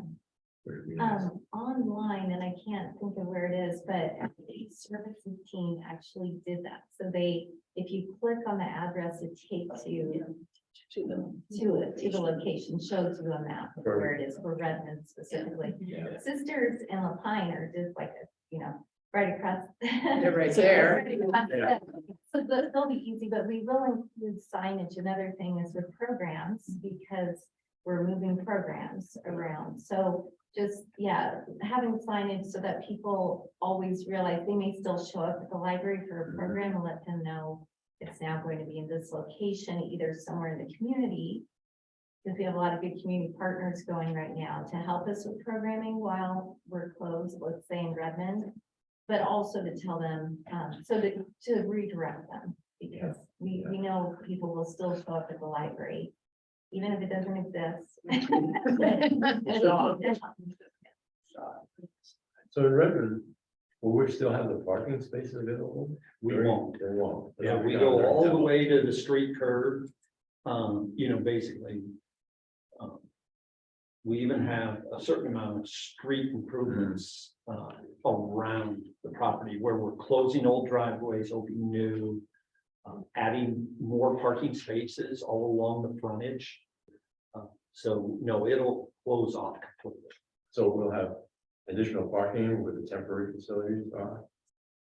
Yeah, it's in Redmond, it's in a different part of town, right on Highway 97. And the space, the location that we picked in part was because they did have a large parking lot. Both their front parking lot and they have a large rear parking lot. And so it really does provide should be ample parking for that temporary location there. That's actually, It is more than ample. Yeah, okay. If they all filled it, we wouldn't be able to fit them in the building. Yeah. that's right. So on the Redmond. Yeah. One of my concerns is that we have flexible, accessible utility runs. So that if things change, we aren't, tearing out the floor or the ceiling. Is that being So part of it? in Redmond, and we will do the same in Stevens Ranch, we're using access floor. Oh, good. So it's truly 100, and that's on the upper level. Of course, on grade, it's a slab on grade, Right. but for the second floor, it's all access floor. Good. And for those, if you don't all know, it's a raised floor, so that if the structure is here, the floor is up here and there's a space there. And it lets us run all of the mechanical, so that hot air, so heating comes from below and goes up instead of trying to push down. But it also gives us all the raceways for plumbing, electrical, fire sprinklers, everything. And you can pull the floor panels up at any time and have access. It's fantastic. I think Toronto redid one of their waterfronts. Yep. And the streetscape and the sidewalk and everything are hexagonal pieces that actually lift up and can access the leak in the water system. Yeah. Okay. The other question I had was on the Stevens Ranch site due diligence. Your revised budget is now 90.3 million. Yes, and I forgot to mention that. So when last month we locked in on the site option of the parcel that will be sold off. That was recognized because when we sell that off, those funds have to be put back into the project. So I've recognized that, those dollars. So that 1.3 acres of Compass Commercial, I've worked with them to confirm, hey, what should we estimate for a sales price? I did go a conservative number with them on that. As brokers, they always like to see the aggressive number. And then they also worked with me on any sales costs, commissions, closing costs. So that we have an appropriate plan for that value being put back into the project. Yeah, my concern was those are unrecognized resources, revenues.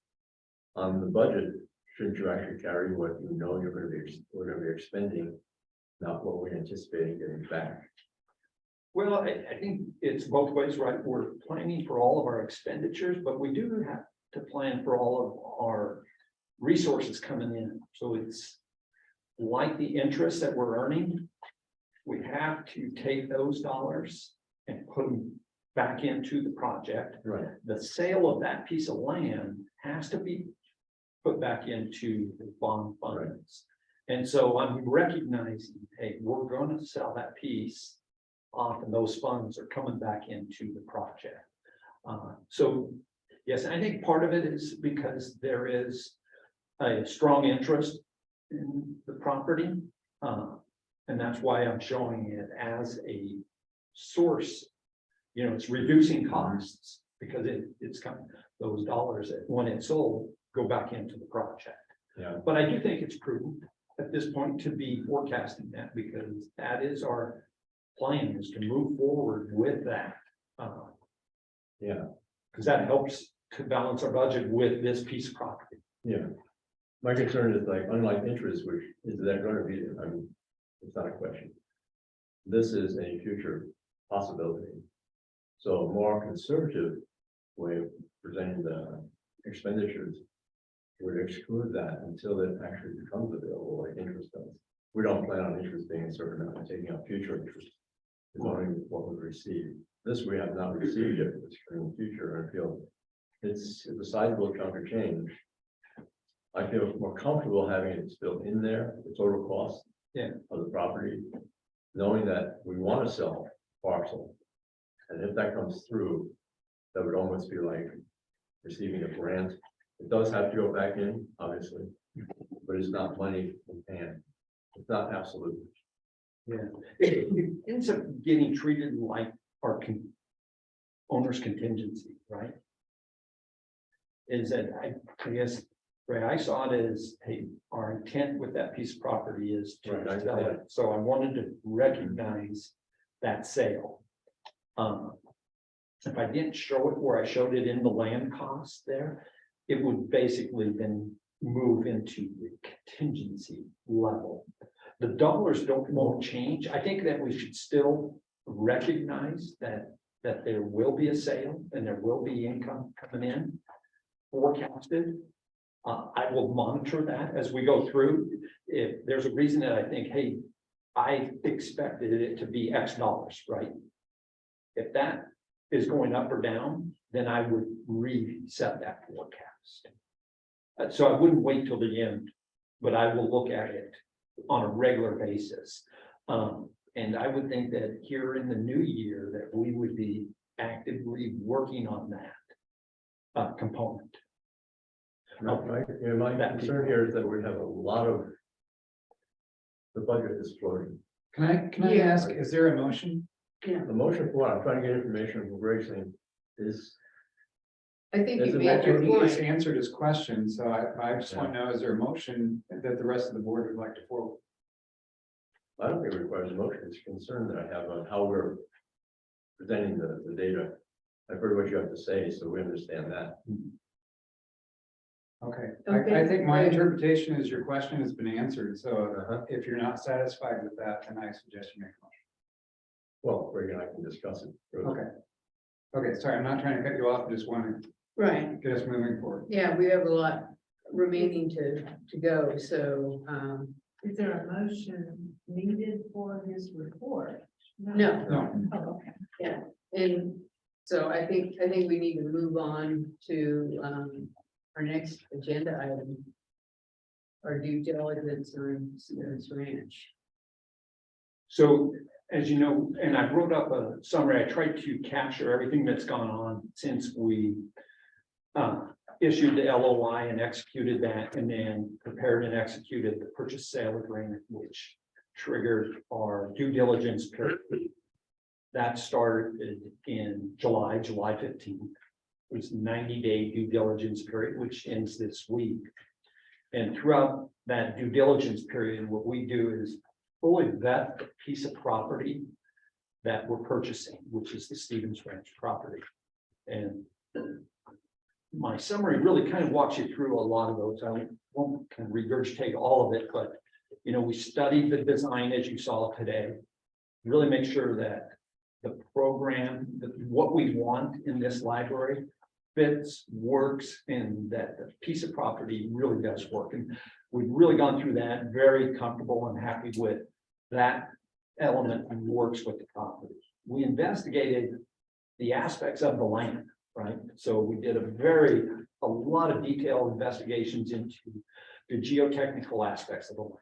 What's the rock formations underneath? What are we going to encounter when we get in there and grade and do those things to make sure that there wasn't anything there that would become a surprise or a detriment to the project, increase costs or cause delays.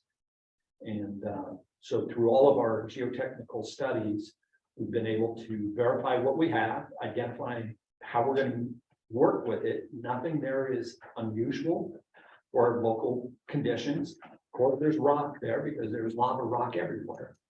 But there's nothing like, you're always concerned about lava tubes and everything else, and we found none of those. And our design team was able to look at our geotechnical report. So our structural engineer, our civil engineer, and our architect really dove into that report because it affects what they design in structural building, as well as our site utilities and elements. And they didn't find anything there that was problematic or actually unusual for what they would expect to have to deal with in this locale here in Central Oregon.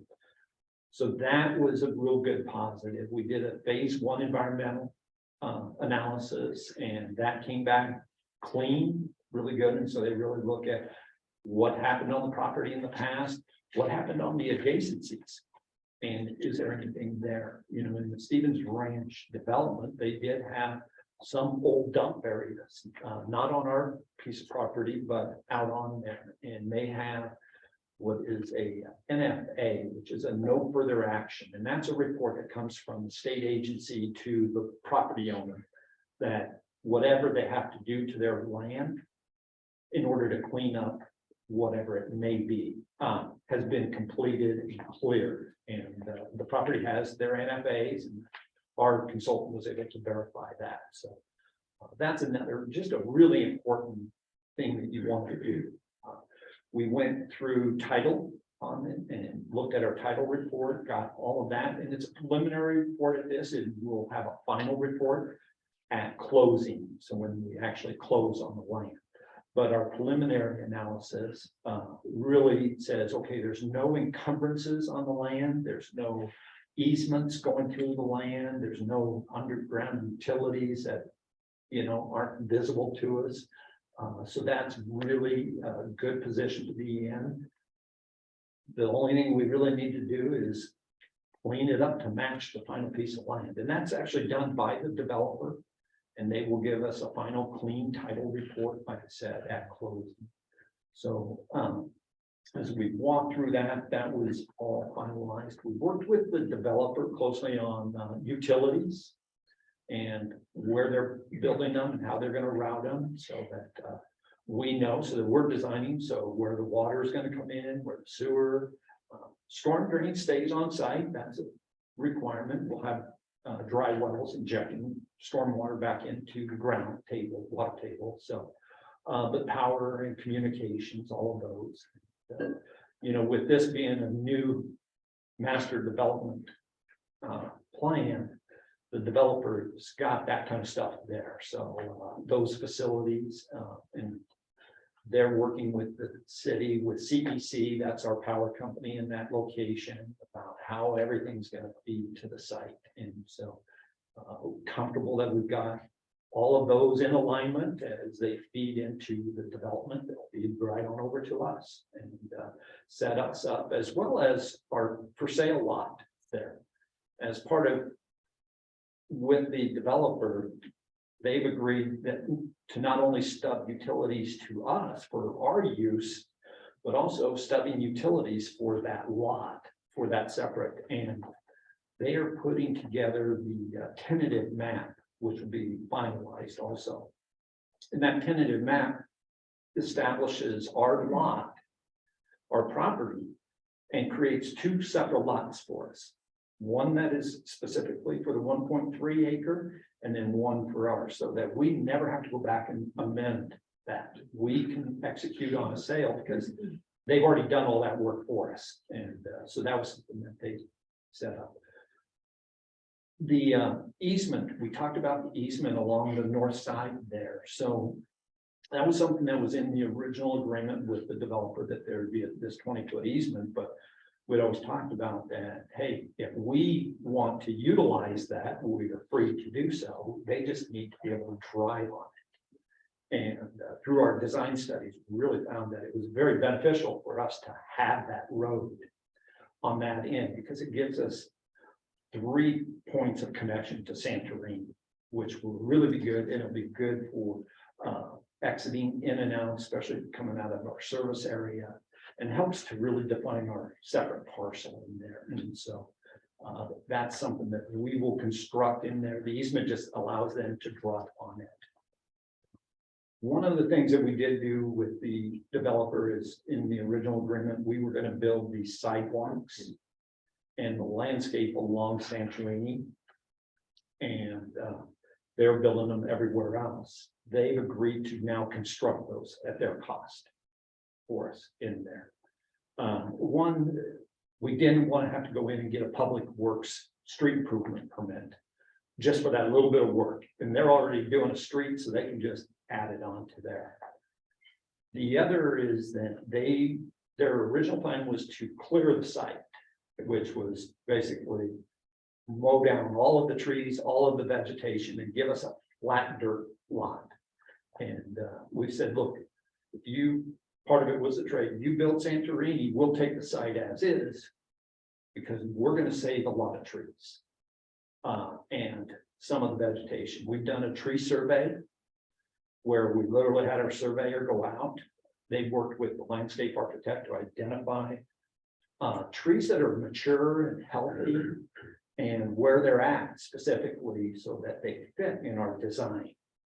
And that, so on day one, if we have the ability to save any of that, we're going to do that. The other is, as you saw in the design, it kind of notches into the natural terrain because of the slope coming across. The developer would kind of just, not dead flat, but just knock down all of the natural terrain. Well, we want to use the natural terrain. And so by us doing our own removals of all the trees and landscape, we would be grading the site no matter what to our things. We can now control what we want left as it is to better utilize the existing. And it minimizes our impact on the footprint. You heard Ruth mention about that, just the carbon footprint and how we impact our land. Well, the more we can save, the better that is. So that was something that through our design process, we were able to really determine this is something we want to do. And it was something that the developer said, absolutely, you take this, I'll take that. And that way we could really fine tune what we're going to do here in our next steps. So in summary, we haven't found any reason to say, do not continue to proceed with the purchase. We're at that point, our due diligence ends and we need to notify the developer that we intend to continue forward with the purchase sale agreement. We'll advance funds and then be prepared to receive the property. But there's nothing there that we have found or identified through the due diligence period to say we should stop, right? So our recommendation is to continue to move forward with the purchase sale agreement. And I think the summary I put in there was an authorization for Todd to be able to execute the purchase. So questions on that? I know I kind of ran through it fast, but I was hoping the written portion would give you a good outline of all the detail. Yeah, I think everybody read this very carefully. The one question I did have down in your environmental engineering section, I think there's a typo there. It says DPL's environmental engineer completed the phase one environmental assessment for the property.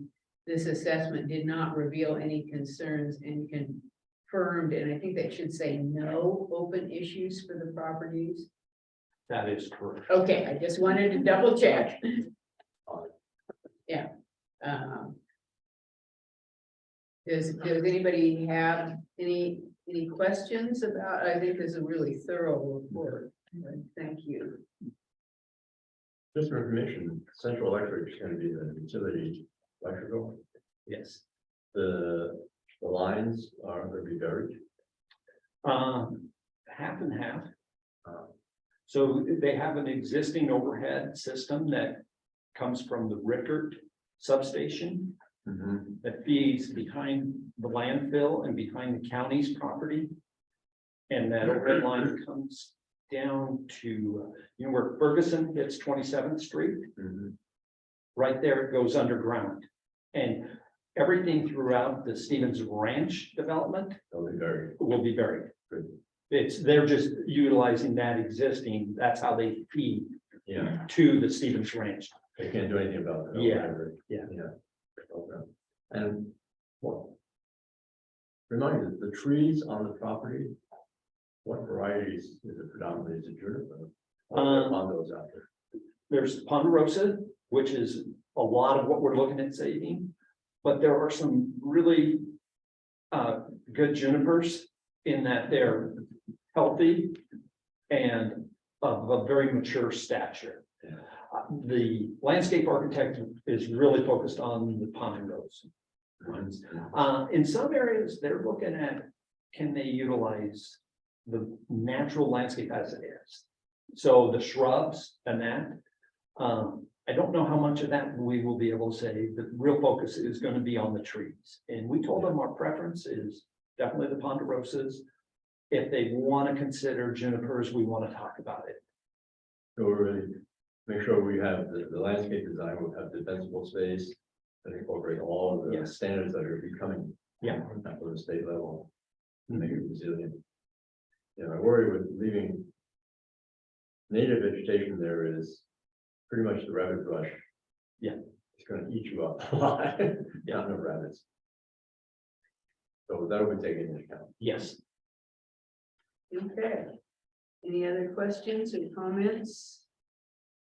I would entertain a motion. Someone would like to make a motion? I move to authorize the library director to proceed with the purchase of the 9.56 acre Stevens Ranch property in the amount of $10,250,000 as defined by the executed purchase sale agreement dated 7/15/2022 and its amendments. Do I hear a second? I have a procedural question. Yes. The agenda just shows Stevens Ranch due diligence bond update. It didn't advertise, announce to the public that we were making a purchase movement, motion to move purchase. I mean, this is $10.25 million. Does that have to be in the agenda?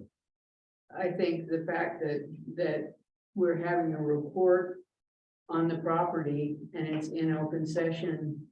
And this is the conclusion of the due diligence period. I mean, I think we've talked all along that we would be making the decision today. We have to make a decision today because the due diligence period is tomorrow. My question is procedurally, should that have been in the agenda? I Stating think it the to fact that we're public talking about, instead of inferred? I don't believe so. Okay. Okay, so did we have a second? I second the motion. Okay, any discussion?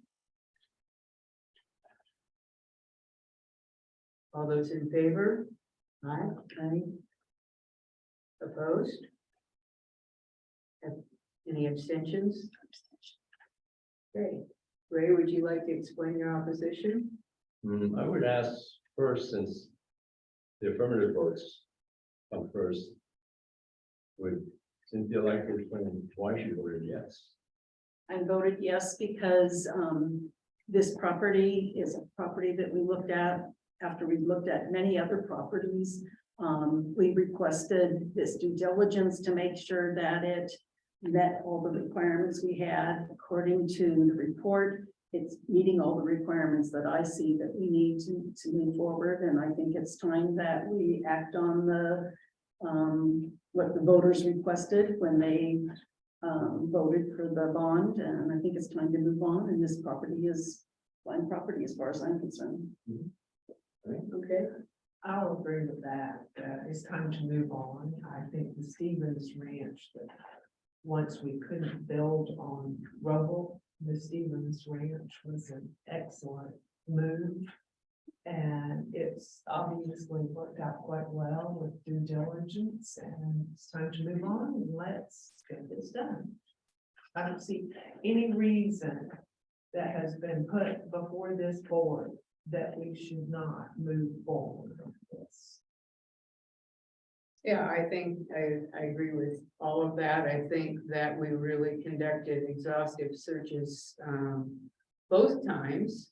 And that this property, from the dozens of properties that we looked at, rose to the top of the list. We haven't seen any reason not to proceed with this property. And it meets a lot of our criteria. I mean, well, it meets all of our criteria, basically. It's the fact that it's on the east side, which was an area that we had originally targeted as a preferable location. It's available, it's near lots and lots of housing. And so I think it really is going to be a boon to east side residents and all of it. And it's also easy to get to. So I think it's an excellent choice. And I think we do have a responsibility to the voters that we fulfill the promises that we brought forward in that bonded election. They didn't say we want a library built in our lifetime. I mean, we said we're gonna build these facilities for you. And I think it's almost 2 years since that vote was taken, and we need to fulfill our responsibility to the voters. Can you explain your? Oh, yeah, and thank you for explaining what your position is, right? First, I want to say I'm not opposed to the central library. Right. We have to do that because people voted for a central library. But what I feel is the proposed library is unnecessarily big and elaborate. It's not the lot that I oppose. But purchasing the lot automatically says we're putting up an elaborate, large, unnecessarily large library. I think everything we want to do in the library facility can be done in a small and less expensive facility. And do we really need to spend $10.25 million in real estate for a property and $120 million on this building? I think the community would be better served by a number of community libraries that people can get to more easily and will actually use. So that's why I'm voting against buying the Stevens Ranch tract. Can you explain why you're abstaining? Yes, and my abstention is neither a no vote or a yes vote. Really, my intent is to reflect the input that we received from the community. There is support for the proposed central library, both for the size and for the plan. There is support for the Stevens Ranch property, especially because it's in the planned community. There's a lot of benefit there. There's also support for a smaller central size library with resources for our communities. And there is support for just building more smaller community libraries. So I think all those positions show the value and the support that our community has for our library, as do I. Okay, thank you. Okay, our next, Can we take a break? Because I have to move my car. oh, sure. That's what it's backwards. So sorry. Yeah, we could take let's take a 10-minute break. I know that's fine. Yes. Okay, we're back in.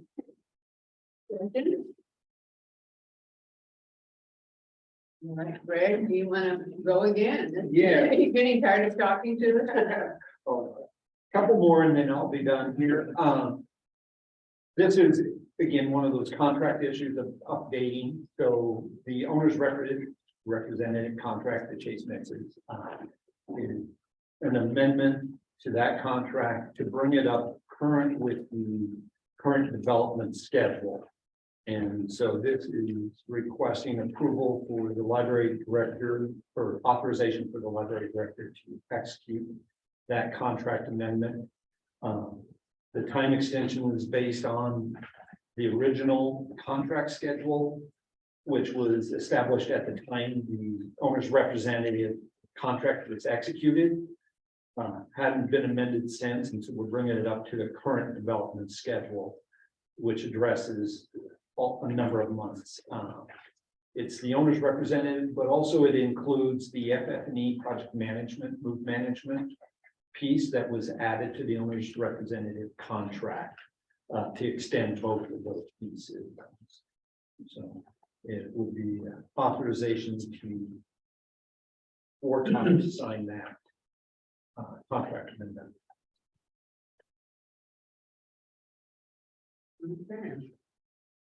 Does anybody have any questions for Greg on this? Okay. I'd entertain a motion. I move to authorize the library director to execute a contract addendum with the Chase Mixes. Mixes. Sorry. development for their contract on the Deschutes Public Library for the bond program for up to $1,171,000.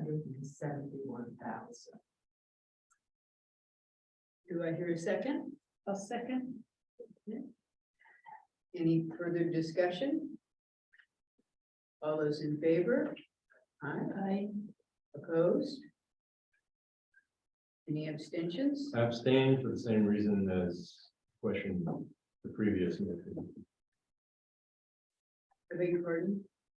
Well, it was not on the agenda that we were going to be voting on expenditure of funds. Okay. I guess for future agendas, how would that look for you? So that I can make sure. Have we ever done that? Is my question. Good. That expenditure of funds on the, I didn't ever remember. I didn't feel like I was doing anything different than I have in the past, so that's where I was questioning. And if there's something I missed, please help. I think maybe you should look that up. Following the procedure and see if we're supposed to announce that to the public. When there's an expenditure of funds, if there's a motion just to allow the library director to proceed with some program, I feel there's no expenditure. There may be resource funds, but it's not major expenditure of public funds. This all has to do with our bonds, so I want to make sure we're absolutely in compliance with what is legally required for public meeting law. Of course. So I have a question on it, but I will abstain. Okay. Next, we have the Kirby Eagle House construction contract amendment. Yes, so this is an extension of Kirby for on the central, so in their pre-construction agreement as part of the overall CMGC contract, had a pre-construction fee based on the work. This is amending their contract for them to provide services on Stevens Ranch that previously were provided at the Roll site. Can I interrupt and say, I just read what you had here, the deChase contract amendment, Yeah. Yes, so I will change my vote to a yes. I think the word amendment implies you are making an amendment. Okay. all right. That's good. My apologies for that. So with Kirby, it's the same thing, is that we're amending their contract. We had expended some of their originally planned funds on doing the services that we had up through a point on the Roble site. They'll execute those same services at the Stevens Ranch site. And so this amends their contract to that. And these funds are all projected in the budget that was presented earlier, both on prior deChase mixes as well as this one. So this is authorizing the library director up to $143,000 to execute that amendment, contract amendment. Questions? Entertain a motion.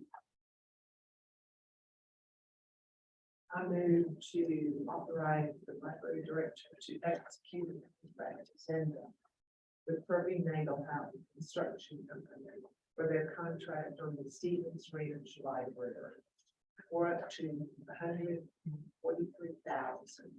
for the Stevens Ranch Library for the CMGC pre-construction services. I'll second. Okay, any further discussion? All those in favor? Aye. Opposed? I'm going to vote no because I voted no against the purchase of the property. Okay, It's the trick. right. Next, we have the Redmond temporary space lease agreement. Yeah, this one is with previously, Todd had authorization to execute the lease. We're looking at taking part of that lease property a little bit early because looks like it's gonna be available to us, and that's storage area. And so as we move the collection and elements out of the existing 3 libraries at Sisters of Pine and Redmond into there, we would like to utilize that. We think that would be a real good benefit, how to safely protect those things. And what we haven't done is have authority beyond the original expectation. The dollars are in the budget plan for it, but it's increasing authorization from 580,000 to 600,000. So an increase of 20,000. Was this a 1-year lease? No, it's a 3-year lease for the Redmond property. Okay, so 600,000 for 3 years. Yes. Thank you. Further questions? Entertain a motion? Go ahead. I move to increase the library director's authorization from $580,000 to $600,000 for the Redmond Library temporary space lease. For a second. Any further discussion? Those in favor? Aye. Opposed? All right, Greg, I think you're done. All right. Thank you very much. You're welcome. Okay. And then now we're on to our results monitoring report. Okay, so I provided you with the report. I want to do something a little differently this year, and I've asked some staff to highlight a couple of things that they are proud of or feel like stood out in this report. And I've got 2 live and 1 waiting in the wings online. So I'll start with our live people. And Tina or Liz, you can arm wrestle. Okay, Tina, you're up. Hi, I'm Tina Davis. I'm the communications supervisor for the library district. So they have all, you guys see all of them. So I'm just gonna highlight a couple of them. This year, we brought back our events guide, which was on hiatus for a couple of years because of the pandemic. It is one of our largest tools that we have for communicating with the public. Typically a 12-page events guide. Getting that back online was a really big lift that involved a lot of people in the district. So we brought in stakeholders such as supervisors from the libraries, PSS staff, other people from around the district to give input. Because while we were on a hiatus, it kind of gave us an opportunity to make sure that we were getting it right? We can re-envision this really helpful tool. So we did make some minor tweaks to it, brought it back online with the June, July, which is our summer reading guide. And a testament to the staff that we have here in the district, it all went off without a hitch. It was really a big one. It's 12 pages. It involves input from departments across the district. It involves graphic designer, lots and lots of moving pieces. But we got it going. We went with the new printer. We're now going to the stores. They're printing it for us. And it's inserted in the stores, in the bulletin, in the Redmond Spokesman, District Nugget. So it's available throughout the district. It's also available online. So people can look at that there. We printed about 25,000 copies. And then I have to get a specific number for you, but a bunch of those are also viewed online. So that's a huge communications tool that we're glad to have back. Another thing that the pandemic affected for us was how we get our programming, which Liz is going to talk about, but to our end users, to our community. We did a really quick shift to YouTube when the pandemic hit. There were some pains and bumps in the road in the beginning. But what it did was it gave us a whole new social channel to communicate with our public with in a different way than what we do with our newsletters or what we do with social media. When we went into the pandemic, we had probably about 300 people that subscribed to our YouTube channel. Today, we're over 8,100 people that subscribe to our YouTube channel. We just broke the 1 million views mark on a video. Our top 2 of our greatest hits are pickleball and Bigfoot, of all things. Now, with 1 million views, we know that this is being seen far and wide beyond the library. That's obviously not our intent, but it's just a happy bonus. Our intent is always to reach the people that we're mandated to serve here in Deschutes County. So 1 million views on Bigfoot, 1 million views on pickleball. And that just organically grows our YouTube channel for everything else that we do. We're still putting some programs online, but we've now shifted to, now that we're programming in person, we've now shifted to doing short videos. We're really lucky to have a really high quality video professional on staff, as well as somebody that has deep knowledge of digital advertising. So we brought those together. We're doing some digital advertising on YouTube. You know how you get those little videos beforehand, you have to watch 5 seconds of it. We're capitalizing on that space, and then we're also moving into the Google space as well with these videos.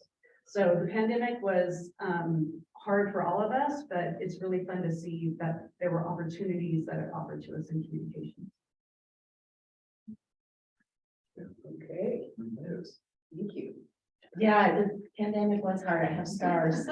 And I'm lucky enough to work with an amazing team, and I have a great partner like Tina who helps get the word out about what it is that the program team does.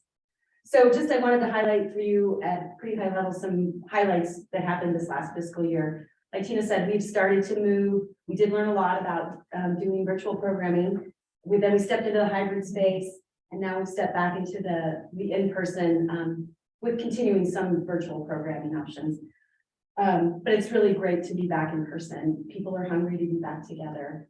And our spaces in some of our buildings just can't accommodate. We had a huge program in Redmond on a beautiful fall sunny day. Music in Public Places, which is a partnership with the Central Oregon Symphony. So it costs us nothing. 60 people turned out to the Redmond Library on that beautiful fall day. We didn't have enough chairs. Testament to what we need building wise to accommodate the need. And that's about the results policy that the library is a gathering space. And we will continue to be that.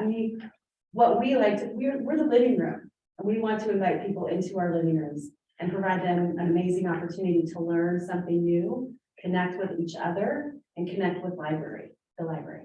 So super excited. The highlight for me personally, and I think for our department, was novel idea, not our department, my team. Was novel idea this year. You know, we started virtually, we did the unveiled online, but we're hopeful that we were going to be able to be in person for that month of programming. And if you recall, the 2 books that we picked, the adult pick and the youth pick, were both written by Native American authors about Native American issues. And we knew starting that we needed to partner with folks, tribal folks. So we gathered a team together, and they guided us from the very start, telling us and this is all about equity and diversity and inclusion. Like folks need to be at the table from the start. We don't need to tell them what they want to know. We need to ask them what they want us to do. And that's what we did. And we made some mistakes for sure. And there were some awkward conversations, definitely. But the end result was a month-long celebration of authentic concerns from our neighbors to the north. And they're hard topics. We did not look away. We sat with it, and the community learned so much.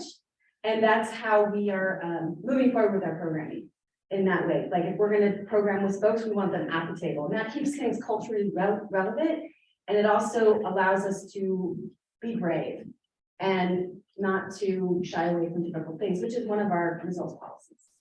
A couple of other initiatives that we've begun this year, we started a death cafe, which sounds really strange, but it's an opportunity for people to come together and talk about death, which is kind of a taboo subject in our Western culture. And Laurel has had great success. It's a non-threatening environment led by a death doula, where people are able to talk about their fears and their concerns. Another opportunity to build community around, a tricky subject. And I hope you all come to the unveil, because we have something really exciting for Novel Idea this year. Did I get everything? We will, I just wanted to ask you, are you going to continue with some of the novel ideas being online, being available online, or are you gonna try and do everything in person? No, we have set a number. So every year we put numbers to paper about the plan, and we have included an online number. We're looking at that as another branch, the online branch. And, you know, hybrid programming is hard because you're managing people in the room, you're managing people in the Zoom room, and you're managing a presenter. And the equipment. And the equipment. It is hard. I'm sure it is. And so our team is like, well, we either want to be in person or we want to do online. Hybrid is hard. So we're trying to build our skills. But yeah, we will always continue to have some online options. Is there a possibility to record them so that they can be put on the presentations can be viewed at a later? Wouldn't it be great in one of our new meeting rooms to outfit it with a state-of-the-art recorder? So all we have to do is like press the button and bam. Yes, And then Michael gets the video and edits and uploads it. These are such opportunities for these new building spaces, and I hope you embrace them. Okay, thanks, Liz. And could you give us the date that the unveiled event might I would occur? love to, Anne. It is Saturday, December 3rd. We did check the calendar. It does not conflict with the tree lighting. It does not conflict with the first Friday, and nor does it conflict with any kind of football championship game. Yeah. No, that's well, you're welcome. I am so excited. It is gonna be an exciting year. Oh, yeah. All right. Thank you. Thank you. We have beam via satellite, Sarah Thompson, who is way over on the other side of that wall. But Sarah has something she wants to show it online. So Sarah, I'll let you take it away. Yes, hi everybody. So I am going to screen share with you a video, really short, that's going to show some of our Summer with the Library activities. And it kind of shows both our in the building activities and our out of the building activities. So let me set up that screen share, and I'm gonna watch my chat. Hopefully y'all can tell me one way or the other to make sure that you have sound, because sound will be an important part of these videos, okay? So Liz, right now the OWL camera is focused on you. So Oh, great. it'll be up to you to give me the thumbs up, thumbs down, okay? All right, awesome. Let's get that going. Like, can you see the video now? Yes. It's not moving. Okay, that's perfect. I'm gonna get it playing then.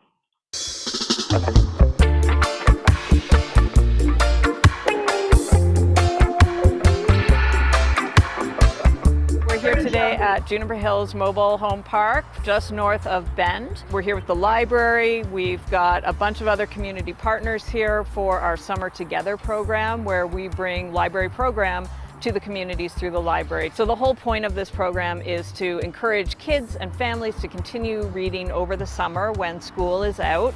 And it's also a chance for everybody to engage with the library if it's difficult for them to come into one of our actual locations. You know, I always just love it when kids get really excited about the books that they can get for free. It's really that moment when you help somebody with whatever their need is, that moment of just pure joy and gratitude on their face. It never gets old.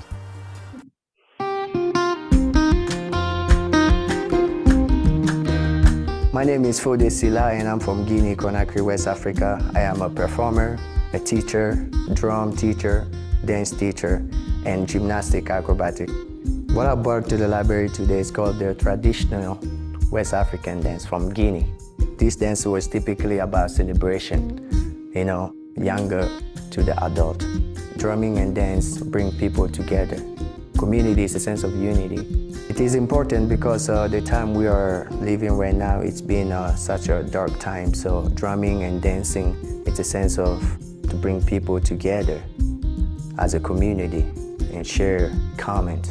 Food, music, being in the moment is very important. And to me, I think that's healing. And healing is very important to the community.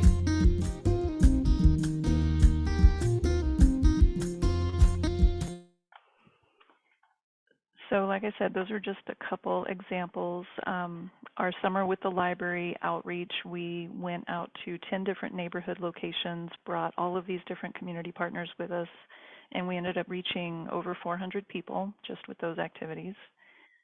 With our in-branch activities, we reached 4,000 kids, about 800 teens, and about 1,500 adults.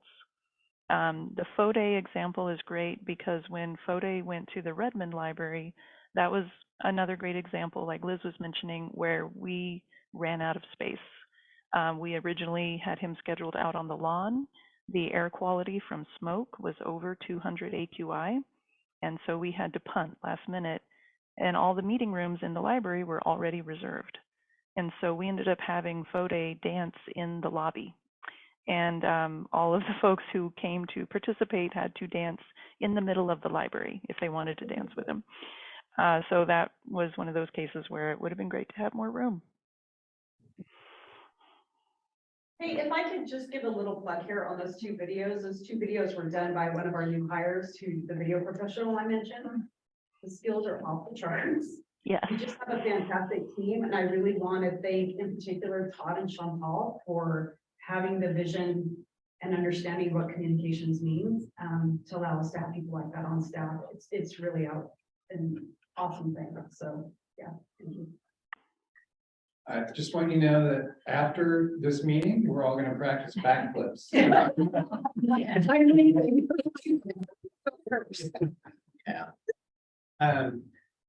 Thank you all. Yeah. I just felt like bringing together a report of what we do every year is, it's kind of dry, but there's so much that happens in here, and there's we can dig in so deep into what happens. The other thing I want to highlight is what we're looking at here is a library and that is unique in the fact that most libraries struggled mightily to get through COVID. Last year, when we looked at this report, we were looking at how are we coming out of this. This is still a transition year of how we are building from that. But I'm very proud of the fact that, and it's our team that took this on from the very beginning and said, how are we going to serve people? And I know that our staff across the district was working very hard throughout the pandemic to bring services. And it came home to me after we had been open and operating for about 8 months, and to hear that major libraries were just starting to open their doors. And I think we're seeing the fruits of that right now, where people are really, as we said, they're dying to get into the libraries, and we're really seeing that. So I will open it up to questions. I don't, if there are any specific questions from anything that came out of this report. I just wanted to make a quick comment to follow up on what Todd said. I'm just starting my 3rd term on the State Library Board. So I get to hear a lot about what's going on at libraries throughout the state. And what is happening here and what happened here during the pandemic is so far above nearly all the libraries in the state. I mean, it's just incredible. And the creative ways that you found to serve our public, even during the depths of the shutdown, and keep people engaged and keep that vital link with the library going. I mean, I just find it really inspirational, because when you talk to people in the buildings and people coming back and, people mentioning things about the library, this is a really important social connection that people have in their lives. We are the living room we are the 3rd place for many, many people in our community that don't have a lot of other places to go. And we kept that lifeline open to them. And so I'm just really proud of the staff for the work that they did, and the innovation and when one door closed, they went around the alley and climbed on the roof and jumped from building to building to make it happen. So I really just appreciate you guys a ton. I did have a question about the curriculum crates. I think it's so cool that, that they've partnered with the Confederation Tribe, but I was wondering, are there other, crates that explore other, cultures and ethnicities as well? Well, for the most part, curriculum crates were originally designed as, for example, a class was going to be studying Egypt, Yes. and we have a lot of books on ancient Egypt. So I think the ones with the Warm Springs was really the first one that kind of branched out from that model to something different. Don't quote me the House bill, but that was also something that was passed through a House bill that they needed to do something for learning more about Indigenous people in the state of Oregon. So that was, besides having to respond to the House bill, but was also a great partnership. And it was a very interesting process that the collection development went through and Cheryl went through. She had to be approved to even talk to the tribal leaders before we could even start the full process for that. So it was quite a process. We learned a lot. And look, that is a great partnership that we're so happy to have started and expanded the program in this fall. And all those pieces in that crate were created by tribal members. Yeah, so if they get lost or they wear out, then we go back to the tribal members. And ask for more.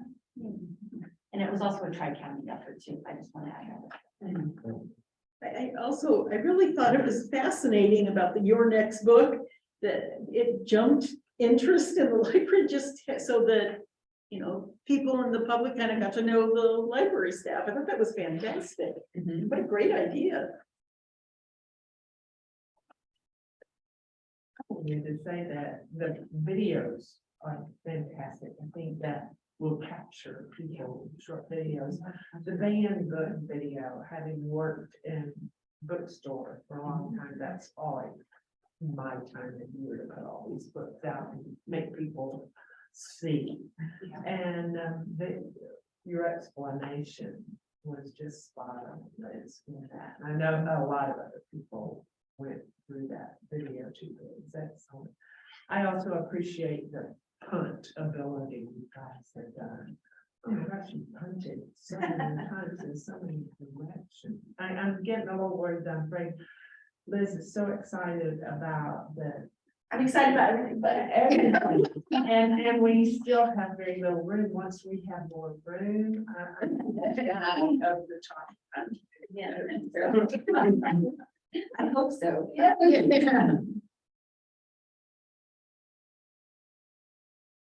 Okay, I was struck with that, what you said. The largest number of views are Bigfoot and pickleball. Is there any way to track if people look at those? To then go to other sites on our others things? So the stats that we can track from that are if people, the clickouts from there are like subscriptions, clicks to other videos. It doesn't, we can't track from there if they go from there and then open another window and go to our website. That's not a Google statistic that they'll provide to us, but I mean, we have a limited amount of tracking. We can drill down to see where in the US people are coming from, where in Oregon where people are coming from. They don't let us get super granular, like I want to look at how many people watch this from 977. Right, so they're big numbers, and really the intent is to raise the awareness about the library. We know people are coming from outside, but we also know people are coming from inside the county as well. Now, I was wondering if they looked at the Bigfoot track, did they then go and look at something else? That is not a trail. There are no breadcrumbs to follow. I mean, there probably are breadcrumbs, so we would need it. If you would like to approve a budget for a large staff to follow this. But that's kind of digital forensics. That's not a stat that we get from that, because YouTube is a Google company. So we get our stats through them. So they don't provide that as one of the options. No. To that. Yeah. Yeah, because we can track inner pages within our Yes. own website, Yes. but not. I could, like, if they, it's just the way people navigate. Chances are, if they're looking at that video and they're like, I want to check out a book on Bigfoot from the library, they're gonna open a new browser window, and now we've lost that traffic. Yeah. Whereas the other way to do it is to go back to the YouTube homepage and click on our URL from there. That we can track, but that's not a natural movement of the Yeah, I consumer. can do that. Yeah. Oh, good. Okay. I had a question on the written report. On page 2. Just for information, going down, halfway down the page, it's between January, June, yada, yada. On-site programs for ages 6 to 11 and in-person class visits. What's the difference between on-site program and in-person class visits? I can speak to that. So a class visit is different from a program in that a class visit is specifically a teacher bringing her or his students to the library, whereas a program is something that we're offering for anyone in the public. Okay. Very good.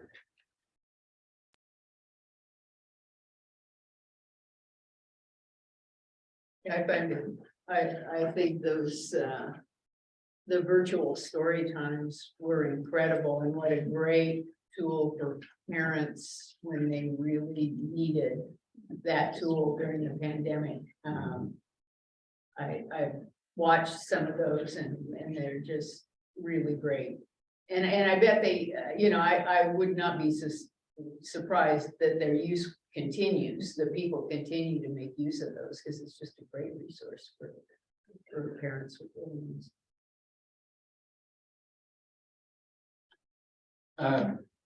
My interpretation is that we are in compliance with the results. Policies monitoring report. I'll leave that up to you for discussion. Okay. Would anyone like to make a motion? Also move. Okay. Is there a second? I'll second. Any further discussion? All those in favor? Aye. Opposed? None. It passes unanimously. Okay. Monitoring report. Thank you, ladies. Thank you. Thank you. Thank you, Sarah. Thank you, Sarah. And thank you, Sarah.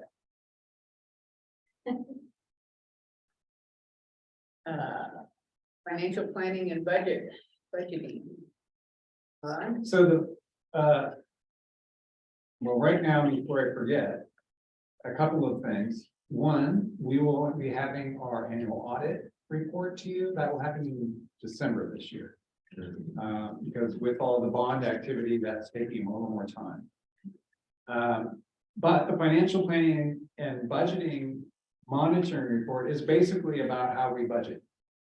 And I say this every year, and someday I'll do something about it. We probably should be looking at this report in June after we budget. But basically, it comes down to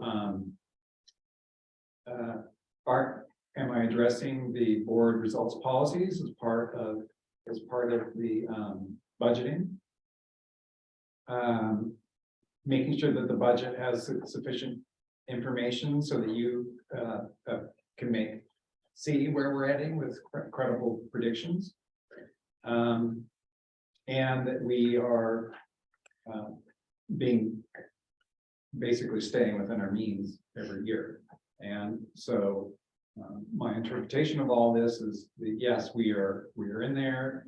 The really good news, and we're probably in year 6 or 7 or so of really tying the boards,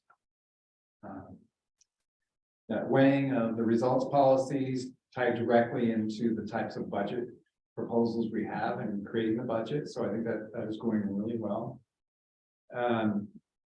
And the other two, it's just basically, yes, we did follow those in the budget, especially in right now, we're very much exceed your set standards of carrying forward a balance in the general fund.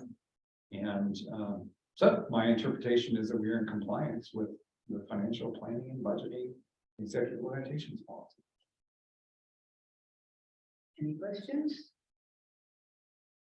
Motions? Well, I have a question. Yeah. Number 3, your analysis.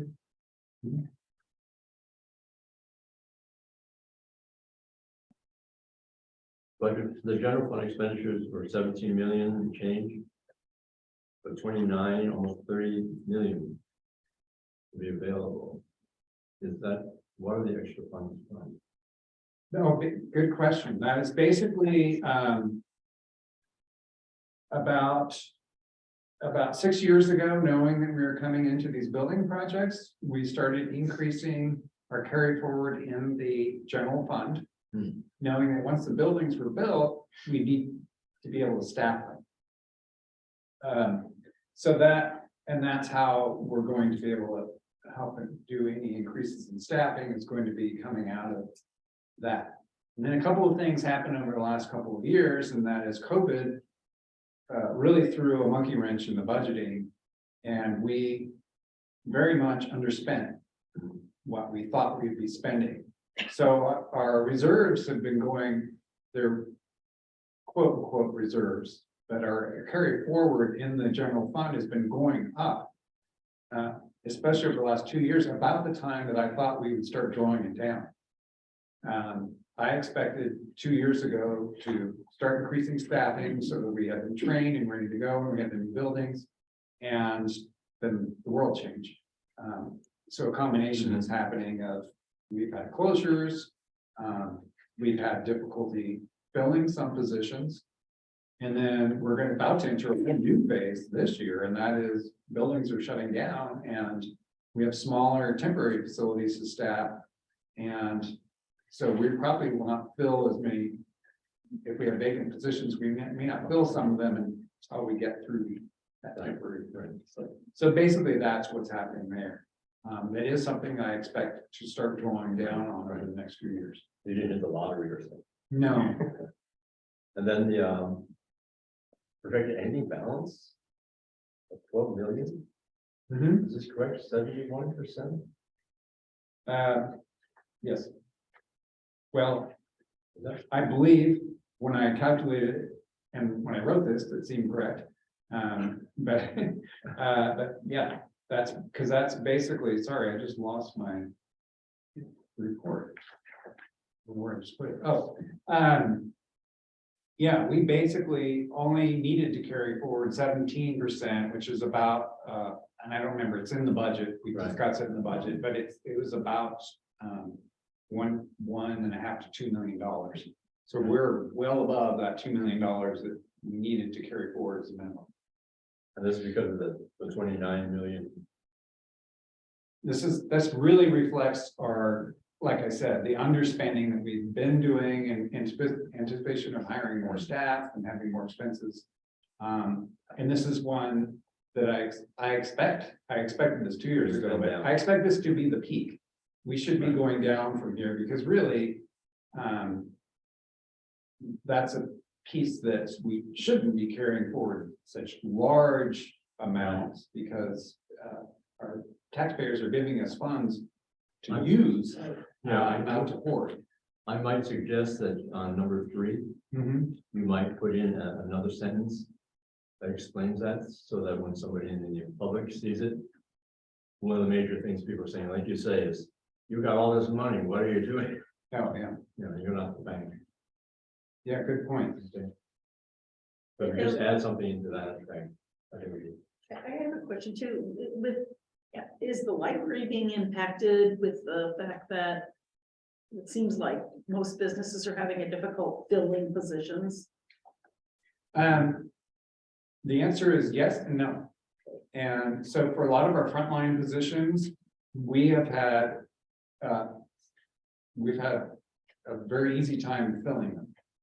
If you can imagine somebody that's working in a service industry, maybe a restaurant, the library is a much more desirable place to work now. And then where we've had more challenges, well, we've had 2 challenges there. Also, because everybody's looking for people, it's much more fluid of people coming and going. So we've had some turnover. And then the second piece is in our professional positions, like looking for accounting services, looking for librarians. That has been more difficult. The biggest one, which I mentioned in the monitoring report, was looking for a community librarian that specializes, that'll focus on the Latino community. That was very difficult one for us to fill. Well, I'm very excited that we have Diana Hernandez, who has just started here 2 days ago. So yesterday, yes, this is her second day. So that is a great news for us because that was such a difficult one to fill, which we didn't expect, and then such a needed area for us to fill. So yeah, so that's kind of the tale of two cities with that. Are you also finding it difficult? Because I know one of my daughters is a teacher and she teaches Spanish. She's in a Spanish program and they're not able to find teachers who can speak Spanish. Or is that, has that kind of problem at all for the library, finding employees who can speak Spanish? The answer is kind of yes and no. We actually probably have more people on staff that speak Spanish at this point than we have Okay, it's in the good. past. Not as many as we I'd like to. but thanks to the board and working with the union, being able to have that differential for people that speak Spanish is really a big help for us. We're hoping to see that play out as we fill staff positions going forward. Was the new hire already living in the area? Yes. Because nobody is. Canada would make offers to people. And they say, you can't pay us enough. Because the cost of living and housing here is just. That is definitely a big Our impact house space, for our us. house pricing of itself, everything. Yeah. Do I have a motion on the monitoring report? Finish my cooking. All right. I would move that we're in compliance. With the financial planning and budgeting, budgeting. Okay. Okay. All those in favor? Aye. Opposed? Okay. All right, Todd. Library news. Right, I mean, no, it's pretty here, not a lot, but yeah, okay, whoops, no, here. A couple of things, before, we do have next month, we will be having a work session, starting at 9 a.m. with the board. Mark Malkin will be facilitating that for us, and this is when we annually go over the results policies, and this is also where you rank them, that helps with budgeting. And also looking at the last time we talked about, are there any other topics you want to look at? I think KNCC had one that we definitely need to talk about, and that's what's the future of the Penn Library. So I'd like to have that on the discussion. Whether that's making decisions or at least talking about how we are going to make decisions, I think that would be a good discussion for us to have at the work session. If there are any other topics that we feel we should discuss, please let Ann know so we can get that on the agenda. That'll help Margo prepare as well. Our November meeting will be in this room. Yes. And just to forecast December, we will be in East Bend. And then all the ones that I had on your calendar where we'll be, some of those libraries are shut down. So our April meeting in Redmond is not going to happen. They'll be here. Oh, let's see, we talked about the novel idea unveiled, and I don't have any other library news. Okay. And I was going to talk about novel idea unveiled. So I don't really have any other foundation news that I can think of before working away. So, all right, any critical communications that Todd needs to consider to the public? I believe I identified that one communication that we have decided to move forward with the Stevens Ranch property. So we will be sending out communication around that. Any other items? And timeframe for Stevens Ranch. Finishing that purchase. We will move right away. We have a initial payment is due as of the end of due diligence, so we'll probably have that out to them in the next 2 days. Yeah, and that goes to title company into escrow, right, before the deposit, but the closing on the purchase is actually planned for all the way till next like fall. I want to say it's in September. Now, if they deliver property sooner, we can close sooner. But that's the timeline that we set, so that our construction commencement is October of next year for our schedule. And so they can close anywhere before that.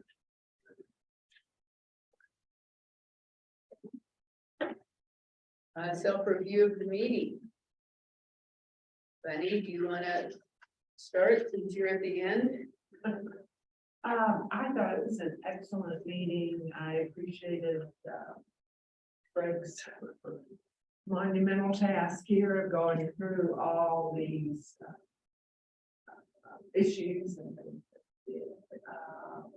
I also appreciate the staff and I'm always in awe of everyone when they come and present anything to us. Their excitement and just it seems, I don't know, but it seems like everyone, and it's just very proud and happy job. So, and I just wanted to say I am really looking forward to going forward with this. It's exciting to see the designs come out, and I'm moving forward to do that. It's been wonderful. Okay, Ray. Yeah, I would second what Vanessa said to the staff. It's also, we have a great library because of the people. That works in the buildings, it's the people that make the library. And they've shown this coming through this pandemic period. But that's why we are terrific. And kudos to Todd for leading such a fabulous group of people and being able to keep them on board and recruiting more. And thank you, Greg, balancing 27,000 balls at one time. Making sure all of them land in the same place. Not easy. We may have just philosophical financial disagreements on reporting, but I appreciate how you're handling it, keeping it up to date. So, well done. I agree with what's both Bunny and Ray had to say. We're really lucky. The staff here at DPL, they really think outside of the box and come up with, that report, I was just so excited about seeing so many different ways people are reaching out. I love the fact that the staff's going out and, into aspects of the community that aren't necessarily being reached by, they're not coming in here, but by the library going to them. That's such a great thing, especially for kids. I also appreciate Greg. You give us such great reports. I feel like I have an understanding, a very basic understanding, but understanding of what's going on, and I do appreciate that. It's a good meeting, and I'm like Bunny. I'm so delighted that we're moving forward. So, and I can't add to too much more, but Greg, I do want to say I really appreciate you adding that contingency for downtown, just kind of that forward thinking again. So I appreciate that. And just sincerely want to say how much I appreciate the professionalism of our staff and their enthusiasm. It's just very evident in everything that they do. So I'm very fortunate that we have such a dynamic library system for Deschutes County.